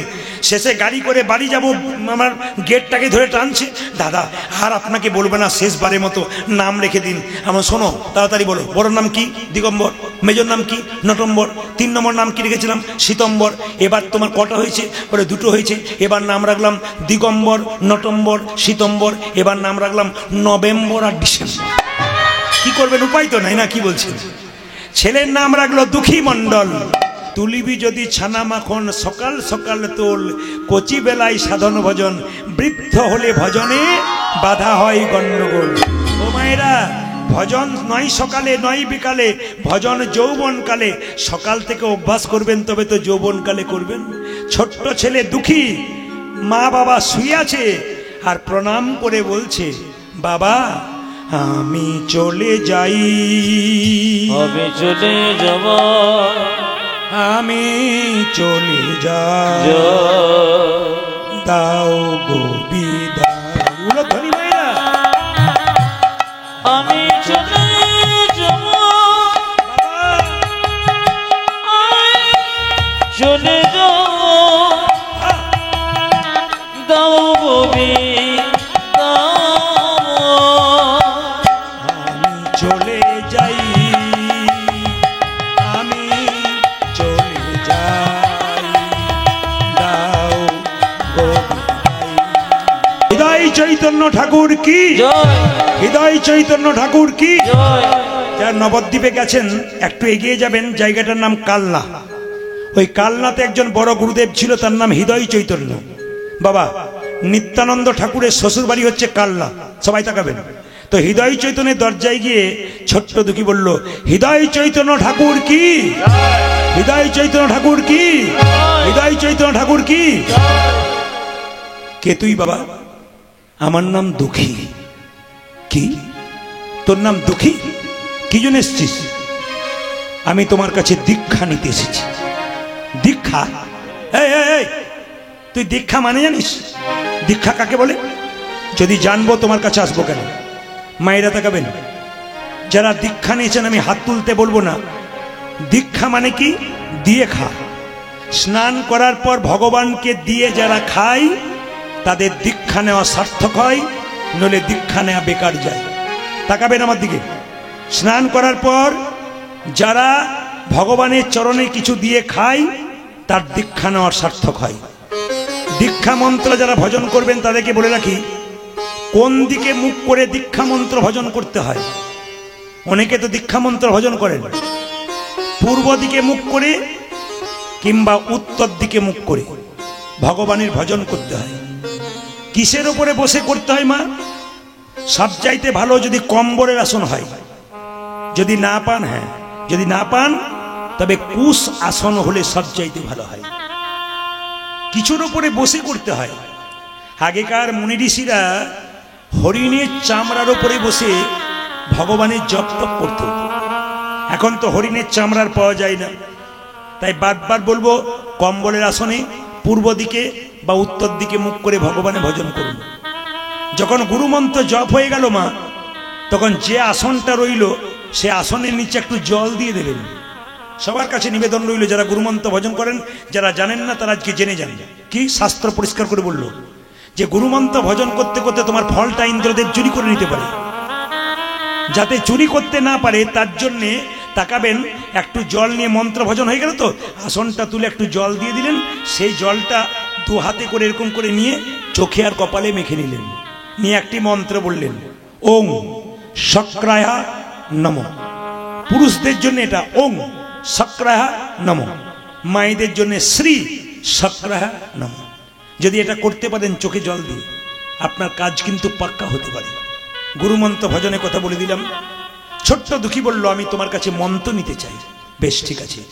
আমার কাছে দীক্ষা নেওয়া তো সোজা নয়, আমার কাছে দীক্ষা নিতে গেলে পরীক্ষা দিতে হবে। কি পরীক্ষা দেব? শোন, তোর তো 5 বছর বয়স। এই দেখ, তোকে একটা মাটির কলসি দিলাম, এই কলসিটা মাথায় করে নিয়ে প্রত্যেক দিন গঙ্গা থেকে জল এনে তুই তুলসী বাগানে সেবা করবি। যেদিন তোর তুলসী বাগানে জল দেওয়া সার্থক হয়ে যাবে, সেদিন তোকে মন্ত্র দেবো। ছোট্ট দুঃখী কি করেছে মায়েরা, এই যে দেখাবেন। ছোট্ট দুঃখী মাটির কলসিটাকে নিয়ে জল আনতে যাচ্ছে গঙ্গাতে। ও মায়েরা, যখনই জল আনতে গেছে, নদীর ওই কিনারা থেকে কতগুলো মেয়ে বলছে, এ কি নাম তোর রে? আমার নাম দুঃখী। কি জন্য এসছিস? জল নিতে। কে পাঠিয়েছে? হৃদয় চৈতন্য। সঙ্গে সঙ্গে মেয়েগুলো বলছে, পালিয়ে যা। বলে কোথায়? বাড়ি। বলে কেন? ওই লোকটা ওই রকমই, গরুর মতো খাটাই, কাউকে মন্ত্র দেয় না, তুই পালিয়ে যা। ছোট্ট ছেলে বলল, ওগো, আমার গুরুকে তোমরা চিনতে পারোনি, আমার গুরু নারকেলের মতো, বাইরেটা শক্ত, ভেতরে শ্বাস জল। সঙ্গে সঙ্গে মেয়েরা বলছে, দেখলি তো, ভালোর কাল নাই, পরের ছেলে পরমানন্দ, যত উচ্ছন্নে যায় তত আনন্দ। সবাই তাকান, যে যেখানে বসে আছেন। ছোট্ট দুঃখী জল আনতে আনতে কলসির ঘষা লেগে মাথায় দগদগে ঘা হয়ে গেল, পুঁজ হয়ে গেল, রক্ত হয়ে গেল। ও মায়েরা, ছোট্ট দুঃখী মাথায় পাগড়ি বেঁধেছে। পাগড়ি বেঁধে যখন জল নিয়ে যাচ্ছে, হৃদয় চৈতন্য বলল, দুঃখী, এ তুই কি করেছিস? এত সুখে কৃষ্ণ ভজন হয় না, পাগড়ি খোল। গুরুদেব, আপনার কাছে আমি এসেছি, ইচ্ছা করলে আপনি পাগড়ি খুলে দিন, আমি খুলতে পারবো না। তুই খুলতে পারবি না? বললাম তো, এত সুখে কৃষ্ণ ভজন হয় না। দাঁড়া, আমি নিজেই তোর পাখিটা খুলে দিই। মায়েরা, যেই না পাখিটা খুলে দিয়েছে, দগদগে ঘা, পুঁজ আর রক্ত। ছি, এ তুই কি করেছিস রে বাবা? তুই যখন বাবা মাকে ত্যাগ করে আমার কাছে এসেছিস, সেদিন থেকে আমি তোর বাবা, আমি তোর মা। তুই আমায় বলিসনি কেন? তুই যদি বলতিস, তাহলে কবিরাজ থেকে তোর চিকিৎসা করে দিতাম। ছোট্ট দুঃখী কেঁদে কেঁদে বলছে, ওগো গুরুদেব, তোমায় যদি বলতাম আমার মাথায় দগদগে ঘা হয়েছে, তুমি না হয় কবিরাজ ডেকে আমার চিকিৎসা করাতে। কবিরাজ আমায় মলম মেখে শুয়ে থাকতে বলতো, কিন্তু আমি যে কৃষ্ণ সেবায় বঞ্চিত হতাম। কৃষ্ণ সেবায় বঞ্চিত হতাম। কৃষ্ণ সেবায় বঞ্চিত হতাম। আমি যে কৃষ্ণ সেবায় বঞ্চিত হতাম। জল আনিতে না পারিলে কৃষ্ণ সেবায় বঞ্চিত হতাম। ওগো জল নিতে না পারিলে আমার মানব জনম বৃথায় যেত। ওগো কৃষ্ণ, আমি জল নিতে না পারিলে, ওগো জল নিতে না পারিলে মানব জনম বেথায় যেতাম। আমি কৃষ্ণ সেবাই বঞ্চিত হতাম, আমার মানব জনমে বেথাই যেত। শুনবেন ভালোরা, মায়েরা ভালো করে শুনবেন, আমি কিন্তু অঙ্কতে কাঁচা। একের পেছনে শূন্য দিলে কত হয়? 10। তার পেছনে শূন্য দিলে কত হয়? জোরে বলুন। 100। তার পেছনে শূন্য দিলে কত হয়? 1000। তার পেছনে শূন্য দিলে হয় 10,000। তার পেছনে শূন্য দিলে হয় 1 লক্ষ। লক্ষ আমাদের এক গোবিন্দের চরণে। শুধু শূন্য দিয়ে গেলাম, 1 দিলাম না, তবে শূন্যের কোনো দাম থাকবে না। শূন্য হলো আমাদের দেহগুলো, গোবিন্দ হলো এক। যার জীবনে 1 নামক গোবিন্দ নাই, তার দেহ শূন্যের কোনো দাম নাই। ছোট্ট দুঃখী কেঁদে কেঁদে বলছে, গুরুদেব, যেমন তেমন জনম নয়, 84 লক্ষ জনি ভ্রমণ করে এমন মানব জনম পেলাম। এমন মানব জনম পেলাম। মায়েরা, 20 লক্ষ বার গাছ গাছরা রূপে জনম নিলাম। জনম নিলাম। কত রকমের গাছ হতে হতে যেদিন আমরা তুলসী বৃক্ষ রূপে জনম নিলাম। জন্ম নিলাম। যেদিন তুলসীর পাতা গোবিন্দ সেবাই লাগলো, যেদিন তুলসীর ডাল মালা করে ভক্তরা কণ্ঠে নিল, সেদিন কি হলো মায়েরা? গাছ জন্ম থেকে মুক্তি হলো, 20 হলো। গুনবেন, 9 লক্ষ বার জলে জন্ম নিলাম। কত রকমের জলজন্তু হতে হতে যেদিন আমরা শঙ্খ রূপে জন্ম নিলাম। যেদিন আমরা শঙ্খ রূপে জন্ম নিলাম। মায়েদের মুখে মন্দিরে তিনবার বেজে উঠিলাম। মায়েদের মুখে বেজে উঠিল। মায়েরা শঙ্খ আপনারা তিনবার বাজান কেন? এইদিকে এইদিকে এইদিকে। শঙ্খ কীর্তন শোনা মানে কিছু শিখে যাওয়া। শঙ্খ তিনবার বাজান কেন? একবার ব্রহ্মাকে, একবার বিষ্ণুকে, একবার মহেশ্বরকে সম্মান দেওয়া হয় বলে। কৃষ্ণ শঙ্খ বাজিয়েছিল কোথায়? কুরুক্ষেত্রের যুদ্ধে। শঙ্খটার নাম কি? পাঞ্চজন্য শঙ্খ। পঞ্চজন নামক অসুরকে মেরে। শুনে নিন, সেই শঙ্খ কৃষ্ণ যখন বাজিয়েছিল, অসুরদের স্ত্রীর গর্ভের সন্তানগুলো নষ্ট হয়ে গেছিল, আর দেবতাদের স্ত্রীর গর্ভের সন্তান আরো পুষ্ট হলো, শক্তিমান হয়েছিল। এর থেকে কি শিখলেন আপনারা? শঙ্খ বাজালে অশুভ শক্তি দূর হয় আর শুভ শক্তির আগমন হয়। ও মায়েরা জেনে নিন, শঙ্খের মধ্যে জল ক্যালসিয়াম থাকে। তাই দেখবেন পূজা করার সময় ব্রাহ্মণরা প্রসাদের মধ্যে শঙ্খের জল দেয়। কেন দেয় বলুন তো? না, ক্যালসিয়াম যুক্ত জল দিলে কি হয় মায়েরা? না, প্রসাদগুলোর মধ্যে জীবাণু নষ্ট হয়ে যায়। যদি বারবার কেউ শঙ্খ বাজায়, শ্বাসকষ্টের কষ্ট যদি কারো হয়, শ্বাসকষ্ট যদি কারো থাকে, অ্যাজমা রোগ, দেখবেন বারবার শঙ্খ বাজালে, বার্লিন বিশ্ববিদ্যালয়ে বিখ্যাত বিজ্ঞানী বলেছেন, বারবার শঙ্খ বাজালে তার অ্যাজমা রোগটা কিছুটা কষ্ট নিবারণ হয়। প্রত্যেকটা কাজের মধ্যে একটা করে যুক্তি আছে কিন্তু। সবাই লক্ষ্য করুন, শঙ্খ রূপে জন্ম নিলাম, তাহলে কত হলো? ২৯ 29। 11 লক্ষ বার পোকা রূপে জন্মে নিলাম। কত রকমের পোকা হতে হতে যেদিন ভ্রমরি কুলে জন্মে নিলাম। যেদিন আমি ভ্রমরি কুলে জন্ম নিলাম। মায়েরা ফুল থেকে মধু সংগ্রহ করে গোবিন্দের সেবাই লাগালাম। সেদিন আমার পোকা জন্ম থেকে মুক্তি হলো। কত হলো? কত হলো? ২৯ 29 আর 11 কত হয়? 50 নাকি? এই যে ২৯ 29 আর 11 কত হয়? কত হয়? এই পাশে যে শ্রোতাগুলো আছে না, বয়স্কগুলো পাকা আছে কিন্তু, দেখুন কেমন 40 বলেছে। আর এই পাশে কয়েকটা আছে দেখুন, ওই যে বয়স্ক মায়েদের সামনে বসে আছে, বাঁ হাতে ঘড়ি পড়েছে খালি। আমি ভাবছি পার্টি কেমন তৈরি হবে আর কি। আবার করোনার ভয়ে দেখুন মুখে রুমাল বেঁধেছে। বাবারি,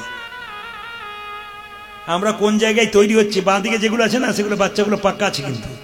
একজন দেখছে যে আমার দলের কেউ আছে কিনা। বস বস বস।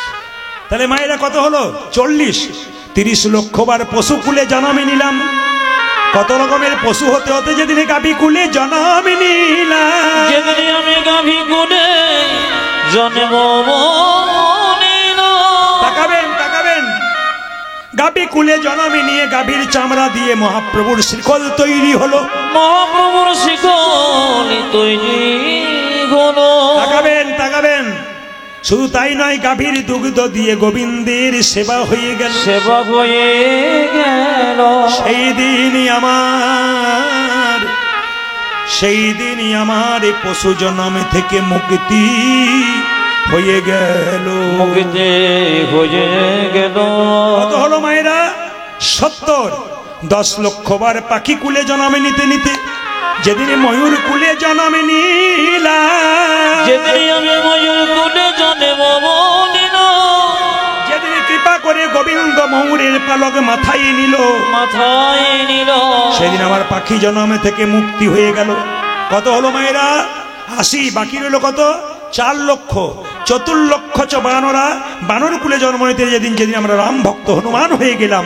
তাকাবেন আমার দিকে, যেদিন রাম ভক্ত হনুমান হয়ে গেল, সেদিন রাম ভক্ত হনুমান সীতাকে উদ্ধার করলো। সীতা মা আদর করে হনুমানকে মতির মালা দিল। তাকাবেন, হনুমান কত বড় ভক্ত। মানুষ কুলে জন্ম নিয়ে আমরা যা পারলাম না, পশু কুলে জন্ম নিয়ে হনুমান কি করলো মায়েরা তাকান।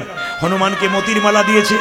হনুমান মতির মালাটা প্রথমে কপালে ঠেকালো, কানে ঠেকালো, চোখে ঠেকালো, নাক দিয়ে শুকে দেখলো, দাঁত দিয়ে টুকরো করে করে 64 টুকরো করে দিল। প্রশ্ন করবেন প্রদীপ বাবু, 64 টুকরো কেন করলো? 63 করলো না, 65 করলো না? ওই 64 টুকরো কলিযুগে 64 মহান্ত রূপে এলো। তাকাবেন মায়েরা, সঙ্গে সঙ্গে দাঁত দিয়ে যখন কেটে দিয়েছে হনুমান, লক্ষণ সীতাকে বলছে, মা এ তুমি কি করলে? বানরে সপিলে মতি, মতিতে তার নাইকো মতি, অনাসে কাটে তারে দন্তে, শিশু মানে না দেবতাই, মানুষ পুজে তারে কেন বন্তে। ও লক্ষণ বলছে, ও মা, বলে কি?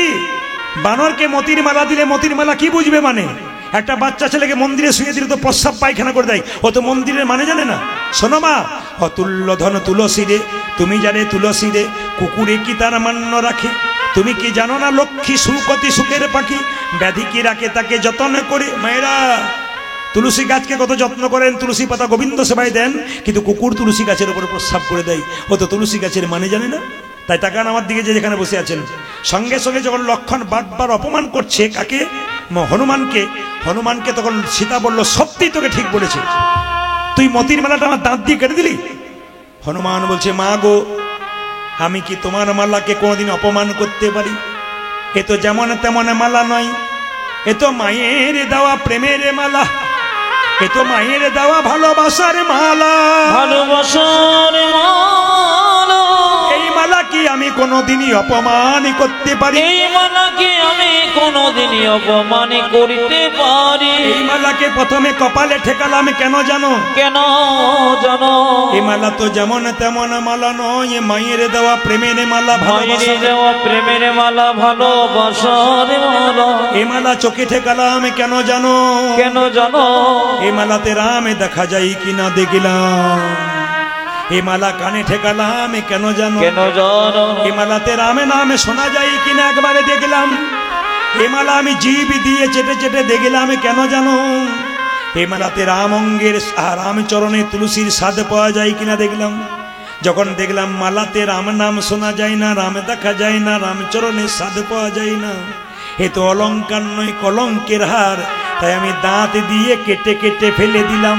তাকাবেন, সঙ্গে সঙ্গে লক্ষণ হনুমানের হাত ধরে বলছে, হনুমান, তুই যেমন রামকে ভালোবেসেছিস আমি সেভাবে ভালোবাসতে পারি নাই। আমি রামের ভাই বলে আমার অহংকার ছিল। ওরে হনুমান, তুই যদি আমার দাদা রামকে এত ভালোবাসিস, তুই কি দেখাতে পারবি আমার রাম দাদাকে তোর হৃদয় মাঝে? বলে, হ্যাঁ দেখাতে পারবো। লক্ষণকে বললো, তোমার কি দাও? টিপটা দাও। যে না টিপটা দিয়েছে, হনুমান বক্ষ বিদীর্ণ করেছে। অমনি দেখলো কি জানেন? শুধু রাম নয়, দেখে সীতারামের যুগল মেলা। হরি সীতারামের যুগল মেলা, সীতারামের যুগল মেলা, সীতারামের যুগল মেলা। হনুমানের হৃদয় মাঝে সীতারামের যুগল মেলা। হনুমানের হৃদয় মাঝে সীতারামের যুগল মেলা। হনুমানের হৃদয় মাঝে আর কি তারে মারিতে পারে? হনুমানের হৃদয় মাঝে, আর কি তারে মারিতে পারে? হনুমানের হৃদয় মাঝে, দেখে সীতারামের যুগল মেলা। বাহ! ওরে ওরে দুঃখী, তোকে দীক্ষা কি দেবো? তুই তো সঙ্গে নিয়ে এসেছিস। এই দেখ, তোকে আমি দীক্ষা দিলাম, তোর নাম রেখেছে তোর বাবা মা দুঃখী, আমি নাম রাখলাম কৃষ্ণ দাস। এক কাজ কর, এই দেখ একটা চিঠি লিখে দিলাম, তুই বৃন্দাবনে গিয়ে জীব গোস্বামীকে দিবি, তুই রাধারানীর কৃপা অবশ্যই পেয়ে যাবি। জেনে বড় মায়েরা, রাধা রানী কি, শ্যাম সুন্দর কি, মদন মোহন কি, হরিবাসর কি? একবার জোরে বলবেন তো, সুরে সুরে, রাধা রানী কি। জয়টা একটু জোরে শুনতে চাই, জয় না ভয় বুঝতে পারছি না। বেশ বেশ, মেনে নিলাম। আপনারা যারা কীর্তন শুনতে এসছেন, বাবার এসছেন, মায়ের এসছেন, দেখবেন ভারতবর্ষে যত বড় বড় কৃষ্ণ মন্দির আছে, তার পাশে পাশে একটা করে শিবের মন্দির আছে। হর ছাড়া হরির কৃপা মেলে না। আগামী 24শে ফাল্গুন শিবরাত্রির দিন, তাকাবেন, বারটা পড়েছে কি? শুক্রবার। যা জানেন না তা জেনে যান। আগামী শিবরাত্রি কি করে পালন করবেন সবাই জেনে যান। শিবরাত্রির ফল কি হয় একটু জানুন। বেনারসে, এই বারাণসীতে একজন ব্যাদ ছিল, প্রতিদিন পশু শিকার করতে যেত। মায়েরা শুনবেন, শিবরাত্রির ফল কি করে পাওয়া যায়? বারাণসীতে একজন ব্যাদ ছিল, প্রত্যেকদিন শিকার করতে যেত বনে। একদিন শিকার করেছিল হরিণ। বনের মধ্যে গভীর জঙ্গল, অন্ধকার হয়ে গেল। একটা গাছের ওপরে চুপচাপ হরিণটাকে নিয়ে বসে পড়ল। মাসটা ছিল কি? ফাল্গুন মাস। গাছের ওপরে বসে আছে পশুর ভয়ে, যদি কোনো ভয়ঙ্কর জীবজন্তু আমাকে মেরে ফেলে, বসে আছে। হঠাৎ বসে থাকতে শিশির ভেজানো পাতা একটি নিচে পড়ল।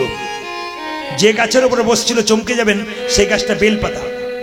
সেদিন ছিল শিবরাত্রির দিন। ব্যাদটা হরিণটাকে নিয়ে বেল গাছের ডালে বসে আছে, একটি বেলপাতা নিচে পড়লো, তার নিচে একটা শিবলিঙ্গ ছিল, অন্ধকারে দেখতে পায় নাই, শিবলিঙ্গের মাথাতেই বেলপাতা পড়েছে। অজান্তে ওই ব্যাধটার শিবরাত্রি পালন হয়ে গেল, সেদিন এক গ্লাস জলও পর্যন্ত খেতে পায়নি সারা দিন জঙ্গলের মধ্যে। সকালবেলায় বাড়ি গেল, স্ত্রী চিন্তা করছিল, রান্না বান্না করলো, ব্যাধ স্নান করতে গেল, সেবাতে বসতে যাবে, একজন ব্রাহ্মণ এসে বলল, মা সেবা হবে? শিবরাত্রি ব্রতের পরের দিনে ভক্ত সেবা করাতে হয়, ব্রাহ্মণ বৈষ্ণবকে সেবা দিতে হয়, নিয়ম। সবাই লক্ষ্য করুন, যেই না এসেছে সেবা দিয়েছে ব্যাধ ব্রাহ্মণকে। ব্যাধ একদিন মারা গেল, তার জায়গা হলো কোথায়? ব্যাধ এত হরিণ শিকার করেছে, এত পশু শিকার করেছে, যমদূতরা তাকে পা ধরে টানছে, শিবদূতরা হাত ধরে টানছে। বলে কেন? যত পশু শিকার করেছে, একদিন অজান্তে তার শিবরাত্রি পালন হয়ে গেছে, তাই তার জায়গা হবে শিব লোকে। মায়েরা, একদিন অজান্তে শিবরাত্রি পালন করে যে শিবলোকে হয় জায়গা, তাহলে যদি আপনি জেনে শুনে পালন করেন আপনার কি অবস্থা হয় তাকাবেন। শিবরাত্রির দিনে আপনাদের আগের দিনে হবিষান্ন করতে হয়, তাকাবেন মায়েরা, যারা যারা করেন দাদা ভাইরা করবেন শিবরাত্রি ব্রত, কারণ বৈষ্ণবের মধ্যে পরম বৈষ্ণব হলো শিব, বৈষ্ণবানাং যথাসম্ভব, 12 জন বৈষ্ণবের মধ্যে শ্রেষ্ঠ বৈষ্ণবকে শিব ভোলানাথ। তাকাবেন মায়েরা, সবাই মন দিয়ে শুনবেন। শিবরাত্রির দিনে সকালবেলায় 4টা শিবলিঙ্গ মাটির তৈরি করবেন, 4 প্রহরে পুজো করবেন। প্রথম প্রহরে শিবলিঙ্গকে দুধ দিয়ে স্নান করাবেন, দ্বিতীয় প্রহরে শিবলিঙ্গকে ঘি দিয়ে স্নান করাবেন, তৃতীয় প্রহরে কি করবেন মায়েরা? দই দিয়ে স্নান করাবেন, আর চতুর্থ প্রহরে কি করবেন? আপনারা মধু দিয়ে শিবলিঙ্গকে স্নান করাবেন। শিবলিঙ্গে কটা বেলপাতা দিতে হয়? খুব অজানা জিনিস আপনারা জেনে যান আজকে শিব পুরাণ থেকে। কি বলছে? শিবলিঙ্গে বেলপাতা যদি আপনি আপনার এলাকাতে না পান, ছেঁড়া বেলপাতা পান তাও দেবেন, ফাটা বেলপাতা পান তাও দেবেন, ফুটো বেলপাতা পান তাও দেবেন। বেলপাতা শুকনো অবস্থায় বাড়িতে ছিল, চুরমার করে ভেঙে গুঁড়ি করে ওটা দেবেন, তাতেই বাবা খুশি। কেন? বাবার আরেক নাম আশুতোষ, অল্পতেই সন্তোষ। কিন্তু যদি আপনার এলাকায় অ্যাভেলেবল মানে প্রচুর পরিমাণে পাওয়া যায় বেলপাতা, তাহলে মাথায় রাখবেন মায়েরা, অ্যাভেলেবল বেলপাতা যদি পাওয়া যায় তাহলে মাথায় রাখবেন আপনারা 11টি বেলপাতা শিবলিঙ্গে দেবেন। কারণ বাবার আরেক নাম রুদ্রদেব, সংস্কৃত ভাষায় 11 সংখ্যাকে রুদ্র বলা হয়। যদি 11টা পাতা দিতে পারেন খুব ভালো হয়। বেলপাতা যখন শিবলিঙ্গে দেবেন মায়েরা, তখন শিবলিঙ্গের বোঁটা, তখন যেন বেলপাতার বোঁটাটা ভেঙে দেন। আর বেলপাতা যখন দেবেন কোন দিকটা দেবেন? পিচ্ছিল দিকটা দেবেন না কঠোর দিকটা দেবেন? বলুন, জোরে বলুন, আন্দাজ কি হয়? আপনারা দেবেন পিচ্ছিল দিকটা। কেন বলুন তো? পিচ্ছিল দিকটা দেবেন। যদি কঠোর দিকটা দিন তাহলে কি হবে না শিবলিঙ্গের শরীরে কি হবে না বজ্রাঘাতের মতো আঘাত হয়ে যাবে। কিন্তু মাথায় রাখবেন, তামার পাত্রে শিবলিঙ্গে দুধ, ঘি, দই কেউ যদি দেয়, মারাত্মক ভুল করবেন, আপনি পাপের ভাগী হবেন। কেন? বিষ দেওয়া হবে। তামার পাত্রে আপনি দুধ, ঘি, দই খেলে আপনার শরীরে বিষক্রিয়া হতে পারে। তাই তামার পাত্রে বাবাকে জল দিতে পারেন, কিন্তু দুধ, ঘি, দই দেবেন না। কিসে দেবেন? পিতলের পাত্রে দেবেন। না পারলে আপনি সবচাইতে ভালো হয় সিলভার মানে রূপোর পাত্র, সবচাইতে বেস্ট। যদি তা না পারেন, সবার কাছে নাও থাকতে পারে, তাহলে এক কাজ করুন, কি পাত্র দেবেন মায়েরা? মাটির পাত্রে দুধ, ঘি, দই শিবলিঙ্গে দেবেন, জল দেবেন। শিবলিঙ্গ পরিক্রমা কবার করবেন? ভগবানের মন্দির পরিক্রমা করতে হয় 4 বার, শিবলিঙ্গ পরিক্রমা করতে হয় মায়েরা কবার? শিবলিঙ্গ পরিক্রমা করতে হয় 3 বার, কি হাফবার, অর্ধেকবার। কিরকম না এখান থেকে এতটা এলেন, আবার এখান থেকে এতটা এলেন, পেরিয়ে গেলেন না। পেরিয়ে গেলে কিন্তু আপনার ভুল হয়ে গেল। কিন্তু একটা ভুল আছে আপনাদের, ওই ভুলটা আজকে শিখিয়ে দিয়ে যাব, মন দিয়ে শুনুন। কি ভুল? যখন শিবলিঙ্গে অভিষেকের জলটা পড়ে, যেদিকে পড়ছে জলটা, অনেক মায়েরা জলটা নিয়ে মুখে খেয়ে নেয়, খুব পান করে নেয়। না, আপনি অন্যায় করছেন। ওই জলটা পান করার জন্য নয়। শাস্ত্র বলল, আমার দিকে তাকিয়ে নিন, শিবলিঙ্গ থেকে যে জলটা পড়ছে অভিষেকের জলটা, সেই জলটা আপনার 3টে আঙ্গুলে নেবেন। আমার দিকে তাকালে বুঝবেন 3টে আঙ্গুল কিরকম। 2টো আঙ্গুল গুটিয়ে নিলেন, তর্জনী, বৃদ্ধাঙ্গুষ্ঠী, কনিষ্ঠা, 3টে আঙ্গুলে জলটা নিলেন। নিয়ে আপনারা তাকান, ক্যামেরার মাধ্যমে আপনারা দেখতে পাবেন ইউটিউবে কয়েকদিন পরে। আমি আবার শিখিয়ে দিই। তর্জনী, বৃদ্ধাঙ্গুষ্ঠী আর কনিষ্ঠা। তাকাবেন, কনিষ্ঠা। কিভাবে জলটা নেবেন? এইভাবে নেবেন, নিয়ে 2টো চোখে এক চোখে বৃদ্ধাঙ্গষ্ঠী, এক চোখে কনিষ্ঠা, আর এইখানটাতে তর্জনী। কেন? ডান চক্ষু বাম চক্ষু, এই জায়গাটা জ্ঞান চক্ষু। যদি আপনি এভাবে জল নেন, আপনার জ্ঞান চক্ষু উদয় হবে, শিবের প্রতি ভক্তি জন্মাবে, শাস্ত্র বলে দিয়েছে। এখন একটা ভাইটাল প্রশ্ন আছে। কি প্রশ্ন? অনেকেই প্রশ্ন করে শিবলিঙ্গ পুজো করা হয় কেন, শিবের মূর্তি পুজো হয় না কেন? খুব দামি কথা, কিন্তু যে যেখানে বসে আছেন শিবের মূর্তি কোনো জায়গায় পুজো দেখতে পাচ্ছেন না, আপনার শিবলিঙ্গ পুজো দেখতে পাচ্ছেন। মায়েরা, শিবলিঙ্গ কেন পুজো করা হয় তাকাবেন। সতী যখন দেহত্যাগ করেছিল, বলবেন মায়েরা, সতী যখন দেহত্যাগ করেছিল তখন বাবা ভোলানাথ তাকে কাঁধে করে নিয়ে যাচ্ছিল না মাথায় করে নিচ্ছে? জোরে বলুন। কাঁধে করে নিয়ে যাচ্ছিল। 108টা অংশ শরীরের গোটা পৃথিবীতে পড়েছিল, 51টা অংশ পড়েছিল ভারতবর্ষে, তার থেকে 51 পীঠ তৈরি হয়েছিল। সবাই লক্ষ্য করবেন, সতীকে কাঁধে নিয়ে যখন চলে যাচ্ছে বাবা ভোলানাথ, তখন তার কাপড়টা খুলে গিয়েছিল বাবার। বাবার মূর্তি হয়ে গেল দিগম্বর মূর্তি, মানে কাপড় নাই, উলঙ্গ হয়ে যাচ্ছে। ঋষির স্ত্রীরা, ঋষি পত্নীরা বাবা শিবকে খুব মুগ্ধ হয়ে দেখছে তাকিয়ে। ঋষি মুনিরা তখন চিৎকার করে বলল, ভোলানাথ, তোমার শরীর থেকে কাপড় খুলে গেছে। আর ঋষি পত্নীরা বারবার তোমার দিকে তাকিয়ে আছে, আমার পত্নীরা, আমাদের পত্নীরা, তুমি তবু কোন দিকে তাকাচ্ছ না? অভিশাপ দিলাম, তোমার লিঙ্গ মাটিতে খসে পড়ুক। বাবা ভোলানাথের লিঙ্গ মাটিতে খসে পড়ল। যেই না খসে পড়ল, মায়েরা, মুনি ঋষিরা নির্ণয় নিলেন, সিদ্ধান্ত নিলেন, আজ থেকে শিবের মূর্তি পুজো হবে না, শিবের প্রতীক স্বরূপ শিবলিঙ্গ পুজো হবে। এই শিবলিঙ্গটাকে প্রতিস্থাপন কোথায় করা হবে? আপনারা যারা জানেন, আমি আসামে প্রচুর গান করতে যাই। আসামে একটা জায়গা আছে কামাখ্যা মন্দির। ওই কামাখ্যা মন্দিরে দেখবেন মায়েরা, মা দুর্গার জনি পড়েছিল, ওইখানে শিবলিঙ্গটা স্থাপন করা হয়েছিল। মায়েরা, শিবলিঙ্গের পাশে যে আকৃতি থাকে ওটা মা দুর্গার জনি, ওটা শিবলিঙ্গ। একসঙ্গে পুজো করতে হয়, কৃপা কিন্তু আপনাদের হয়ে যায়। তাই যে যেখানে বসে আছেন বলুন, বাবা ভোলানাথ কি, বাবা ভোলানাথ কি, জীব গোস্বামী পাদ কি। জীব গোস্বামী বেরিয়ে এসে বলল, কে তুই? আমার নাম দুঃখী কৃষ্ণ দাস। চুপ কর। যে মায়ার দাস হয় সে দুঃখী হয়, যে কৃষ্ণের দাস হয় সে কখনো দুঃখী হয়?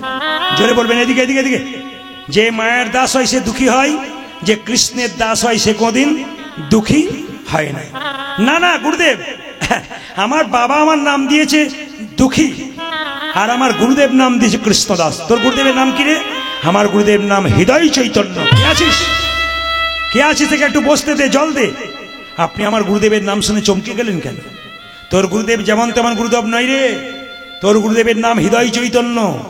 হৃদয় মাঝে নিতাই গৌরকে নাচিয়েছিল রে, এই যে তোর গুরুদেবের নাম হচ্ছে হৃদয় চৈতন্য। গুরুদেব, আমার গুরুদেব আপনাকে চিঠি দিয়েছে রাধারানীর সেবা করার জন্য।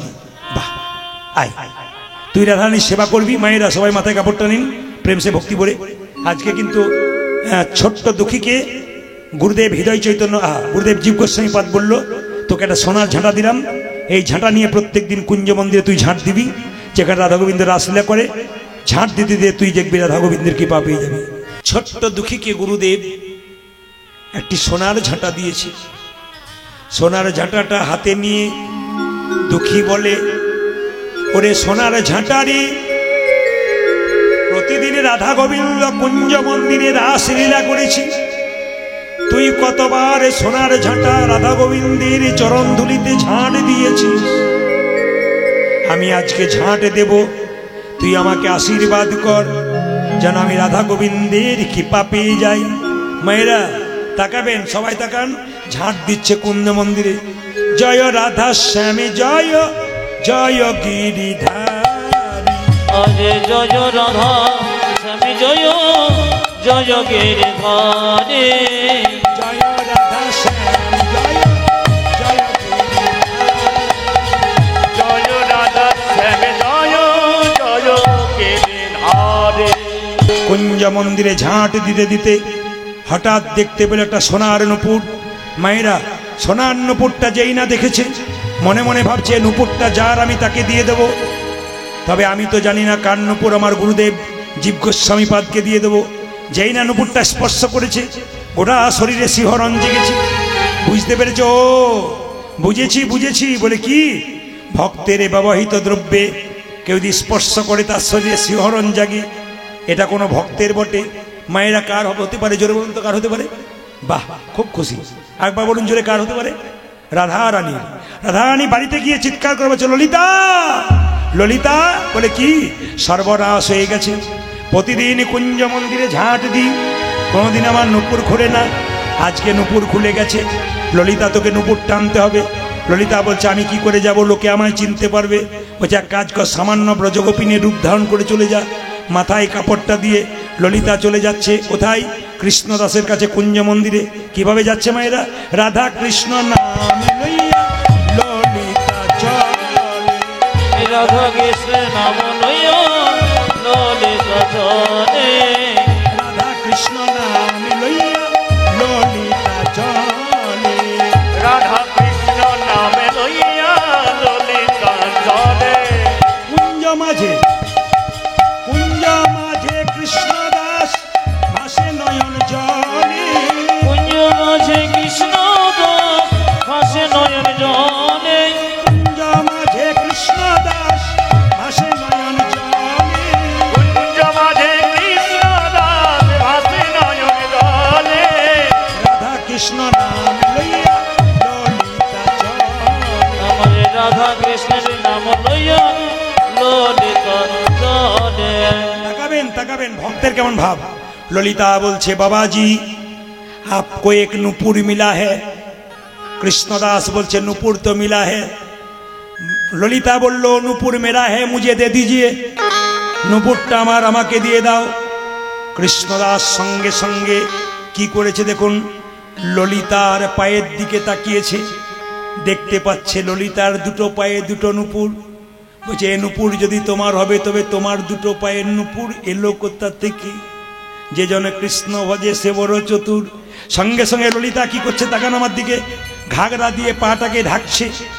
সঙ্গে সঙ্গে কৃষ্ণদাস বলছে ছুপালো ছুপালো जितना भी छुपालो पकड़ गई है तुम, যতই লুকাবার চেষ্টা করে ধরা পড়ে গেছো। সঙ্গে সঙ্গে ললিতা বলছে নুপুরটা আমার নয়, আমার বান্ধবীর বটে। বলছে তোমার যদি বান্ধবীর হয় যার নুপুর তুমি তাকে পাঠিয়ে দাও। ললিতা চলে গেল রাধারানীর কাছে। রাই আমি বড় সমস্যায় পড়লাম, আমি বুঝতে পারি না, গোড়াতেই ভুল করে ফেলেছি। আমার দু পায়ে নুপুর দেখে বাবাজি বলে কিনা এ নুপুর যদি তোমার, তাহলে তোমার পায়ে নুপুর এলো কি করে? আমরা আমার নুপুর না, আমার বান্ধবীর বটে। বলে যার নুপুর তাকে পাঠিয়ে দাও। রাই তুই চল। বলে আমি যাব না। বলে তুই না গেলে নুপুর পাবি না। রাধারানী বলছে আমি যাবো কি করে? ললিতা বলছে আমি যেমন করে চললাম তুই সেভাবে চল, আমার সঙ্গে চল, তোকে দেখিয়ে দেবো। মায়েরা রাধারানী মাথায় কাপড় নিয়ে ললিতার সঙ্গে চলে যাচ্ছে কোথায়? কুঞ্জ মন্দিরে বাবাজির কাছে। ললিতারও সঙ্গে রাধারানী চলে, ললিতার সঙ্গে তখন রাধারানী চলে, ললিতারও সঙ্গে তখন রাধারানী চলে, ললিতার সঙ্গে তখন রাধারানী চলে। কুঞ্জ মাঝে কৃষ্ণদাস ভাসে নয়ন জলে গো, আমার কুঞ্জ মাঝে কৃষ্ণ দাস ভাসে নয়ন জলে গো, কুঞ্জ মাঝে কৃষ্ণদাস ভাসে নয়ন জলে গো, কুঞ্জ মাঝে কৃষ্ণ দাস ভাসে নয়ন জলে গো। রাধারানী বলেছে বাবাজি বাবাজি। কণ্ঠস্বর শুনে বাবাজি চমকে উঠল। এমন কণ্ঠস্বর জীবনে শুনি নাই, মন জুড়াই তো প্রাণ জুড়াই না। এমন করে আমাকে বাবাজি বলে ডাকলে, তুমি কে? মন প্রাণ সব জুড়িয়ে গেল। রাধারানী বলছে बाबाजी आपको एक नुपुर मिला है। नुपुर तो मिला है, नुपुर मेरा है, मुझे दे दीजिए। বাবাজি বলছে আমি তোমাকে দিতাম কিন্তু দেবো না। বলে কেন? তুমি যার সঙ্গে এসছো সে মিথ্যে কথা বলেছে, ওর উপর ভরসা নাই, ওই যে তোমাকে দেবো না। রাধারানী বলছে এক কাজ করো, তুমি তাকিয়ে দেখো, আমার একটা পায়ে নুপুর আছে, একটা পায়ে নাই। ওই তোমাকে তাও বিশ্বাস করতে পারছি না, ওর সঙ্গে এসছো বলে। রাধারানী বলছে তাহলে এক কাজ করো, তোমার হাতের নুপুর আমার পায়ের নুপুরে মিলাইয়ে দেখো, যদি মিলে যায় তবে দিয়ে দেবে। কৃষ্ণদাস মনে মনে ভাবছে এটা একটা ভালো কথা। তোমার হাতের পায়ের নুপুর আমার হাতের নুপুর যদি মিলে যায় আমি তোমাকে নুপুর দিয়ে দেবো। তাকান এই নুপুরে যা চিহ্ন এই নুপুরে তাই চিহ্ন, এই নুপুরে যা দেখতে পাচ্ছে ওই নুপুরে তাই দেখতে পাচ্ছে। মনে মনে ভাবছে হ্যাঁ এই নুপুরটা নিশ্চয়ই এমন একজন মহিষী নারীর বটে, একে একবার ভালো করে পরীক্ষা করে দেখব। সঙ্গে সঙ্গে বলছে তোমার যদি নুপুর হবে আমি অত বোকা নই, আমি খুব চালাক। কৃষ্ণদাস বলছে আমি যখন কুঞ্জ মন্দিরে ঝাঁট দিচ্ছিলাম যার চরণের নুপুর সব জায়গায় ঝাঁট দিয়েছি, তার চরণতলটা ঝাঁট দিই নাই। তোমার চরণতল আর ওই চরণতল মিলাইয়ে দেখব, যদি মিলে যাই তবে নুপুর দিয়ে দেব। কৃষ্ণদাস যেই না বলেছে চরণতলটা দেখাও, ললিতা বলছে রাই বেশি দেরি করিস না, চরণতলটা দেখিয়ে দে। ললিতা সঙ্গে সঙ্গে রাধারানীকে বলছে দেখি তাড়াতাড়ি দেখিয়ে দে, তাড়াতাড়ি দেখিয়ে দে। রাধারানী বলছে দেখ তুই কিন্তু সবসময় কৃষ্ণদাসের পক্ষে কথা বলছিস, আমার পক্ষে বলছিস না। আচ্ছা ঠিক আছে, চরণটা দেখিয়ে দিলাম। রাধারানী চরণটা দেখিয়ে দিল, ওই চরণে যা চিহ্ন ওই চরণে তাই চিহ্ন। সঙ্গে সঙ্গে কৃষ্ণদাস মনে মনে ভাবলো এ তো কারো চরণ নয়, এ তো কেউ নয়, সঙ্গে রাধারানী এসেছে। ওগো রাধে কৃপা করে এসেছো যদি এক কাজ করো, করে দেখাও তোমার স্বরূপে দেখা, আজ দেখো তোমার স্বরূপ দেখাও তোমার স্বরূপে দেখা, ওগো দেখাও তোমার স্বরূপ দেখা। কৃপা করে এসেছো যদি দেখাও তোমার স্বরূপে দেখা। তুমি যদি কৃপা করে এসেছো প্রেমময়ী রাধারানী, আমার কত ভাগ্য ভালো তুমি এসেছো, তোমার স্বরূপে দেখা। ললিতা বলছে রাই স্বরূপটা দেখা। রাধারানী বলছে চুপ কর, তুই সকাল থেকে কৃষ্ণদাসের পক্ষে বলছিস, আমার পক্ষে বলছিস না। একবার নুপুর দেখাতে বললি দেখালাম, একবার চরণ দেখাতে বললি চরণ দেখালাম, এখন স্বরূপ দেখাতে বলছিস। এ তো আমার গোবিন্দ ছাড়া কেউ দেখে না, কি করে আমি স্বরূপটা দেখাবো? রাধারানীকে ললিতা বলছে রাই রে চালাকি করবি যাত্রার কাছে, আমার কাছে নয়। তুই তো প্রতিদিন কুঞ্জ মন্দিরে ঝাঁট আর রাধা গোবিন্দের সঙ্গে লীলা করিস, কোনদিনই তোর নুপুর খোলে না। আজকে নুপুর খুলল কি করে? কৃষ্ণদাসকে কৃপা করবে বলে, দাসকে কৃপা করিবে বলে, দাসকে কৃপা করবে বলে, কৃষ্ণ দাসকে কৃপা করবে বলে, তাই তো তোর নুপুর খোলে দাসকে কৃপা করিবে বলে। ওগো তাই তো নপুরে খোলে দাসকে কৃপা করিবে বলে, তাই তো তোর নুপুর খোলে, দাসকে কৃপা করিবে বলে, ওই তাই তো তোর নুপুর খোলে, দাসকে কৃপা করিবে বলে, ও তাই তো তোর নুপুর কৃষ্ণ খোলে। দাসকে কৃপা করিবে বলে। সবাই তাকান মায়েরা, কৃষ্ণদাসকে কৃপা করবে বলে। কৃষ্ণ রাধারানী বলছে ললিতা কৃষ্ণদাস আমার জন্য কি করেছে? আমার বধূর জন্য তুলসী বাগানে জল সেবা করবার জন্য মাথায় দগদগে ঘা হয়েছে, তবু ছাড়ে নাই। আমি তাকে কৃপা করবো না, তা কাকে কৃপা করবো? হাই কৃষ্ণদাস তুই নুপুরটা আমার চরণে পরিয়ে দে। তাকান মায়েরা, তবে দাদা এই নুপুরটা পরানোর আগে তোর কপালে আমি নুপুর তিলক করে দিলাম। তাকাবেন মায়েরা, রাধারানী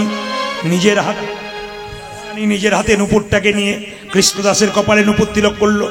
এইবার কৃষ্ণদাস আমার চরণে নুপুরটা পরিয়ে দে। ললিতা বলছে আরে কৃষ্ণদাস দেরি করছিস কেন, পরিয়ে দে।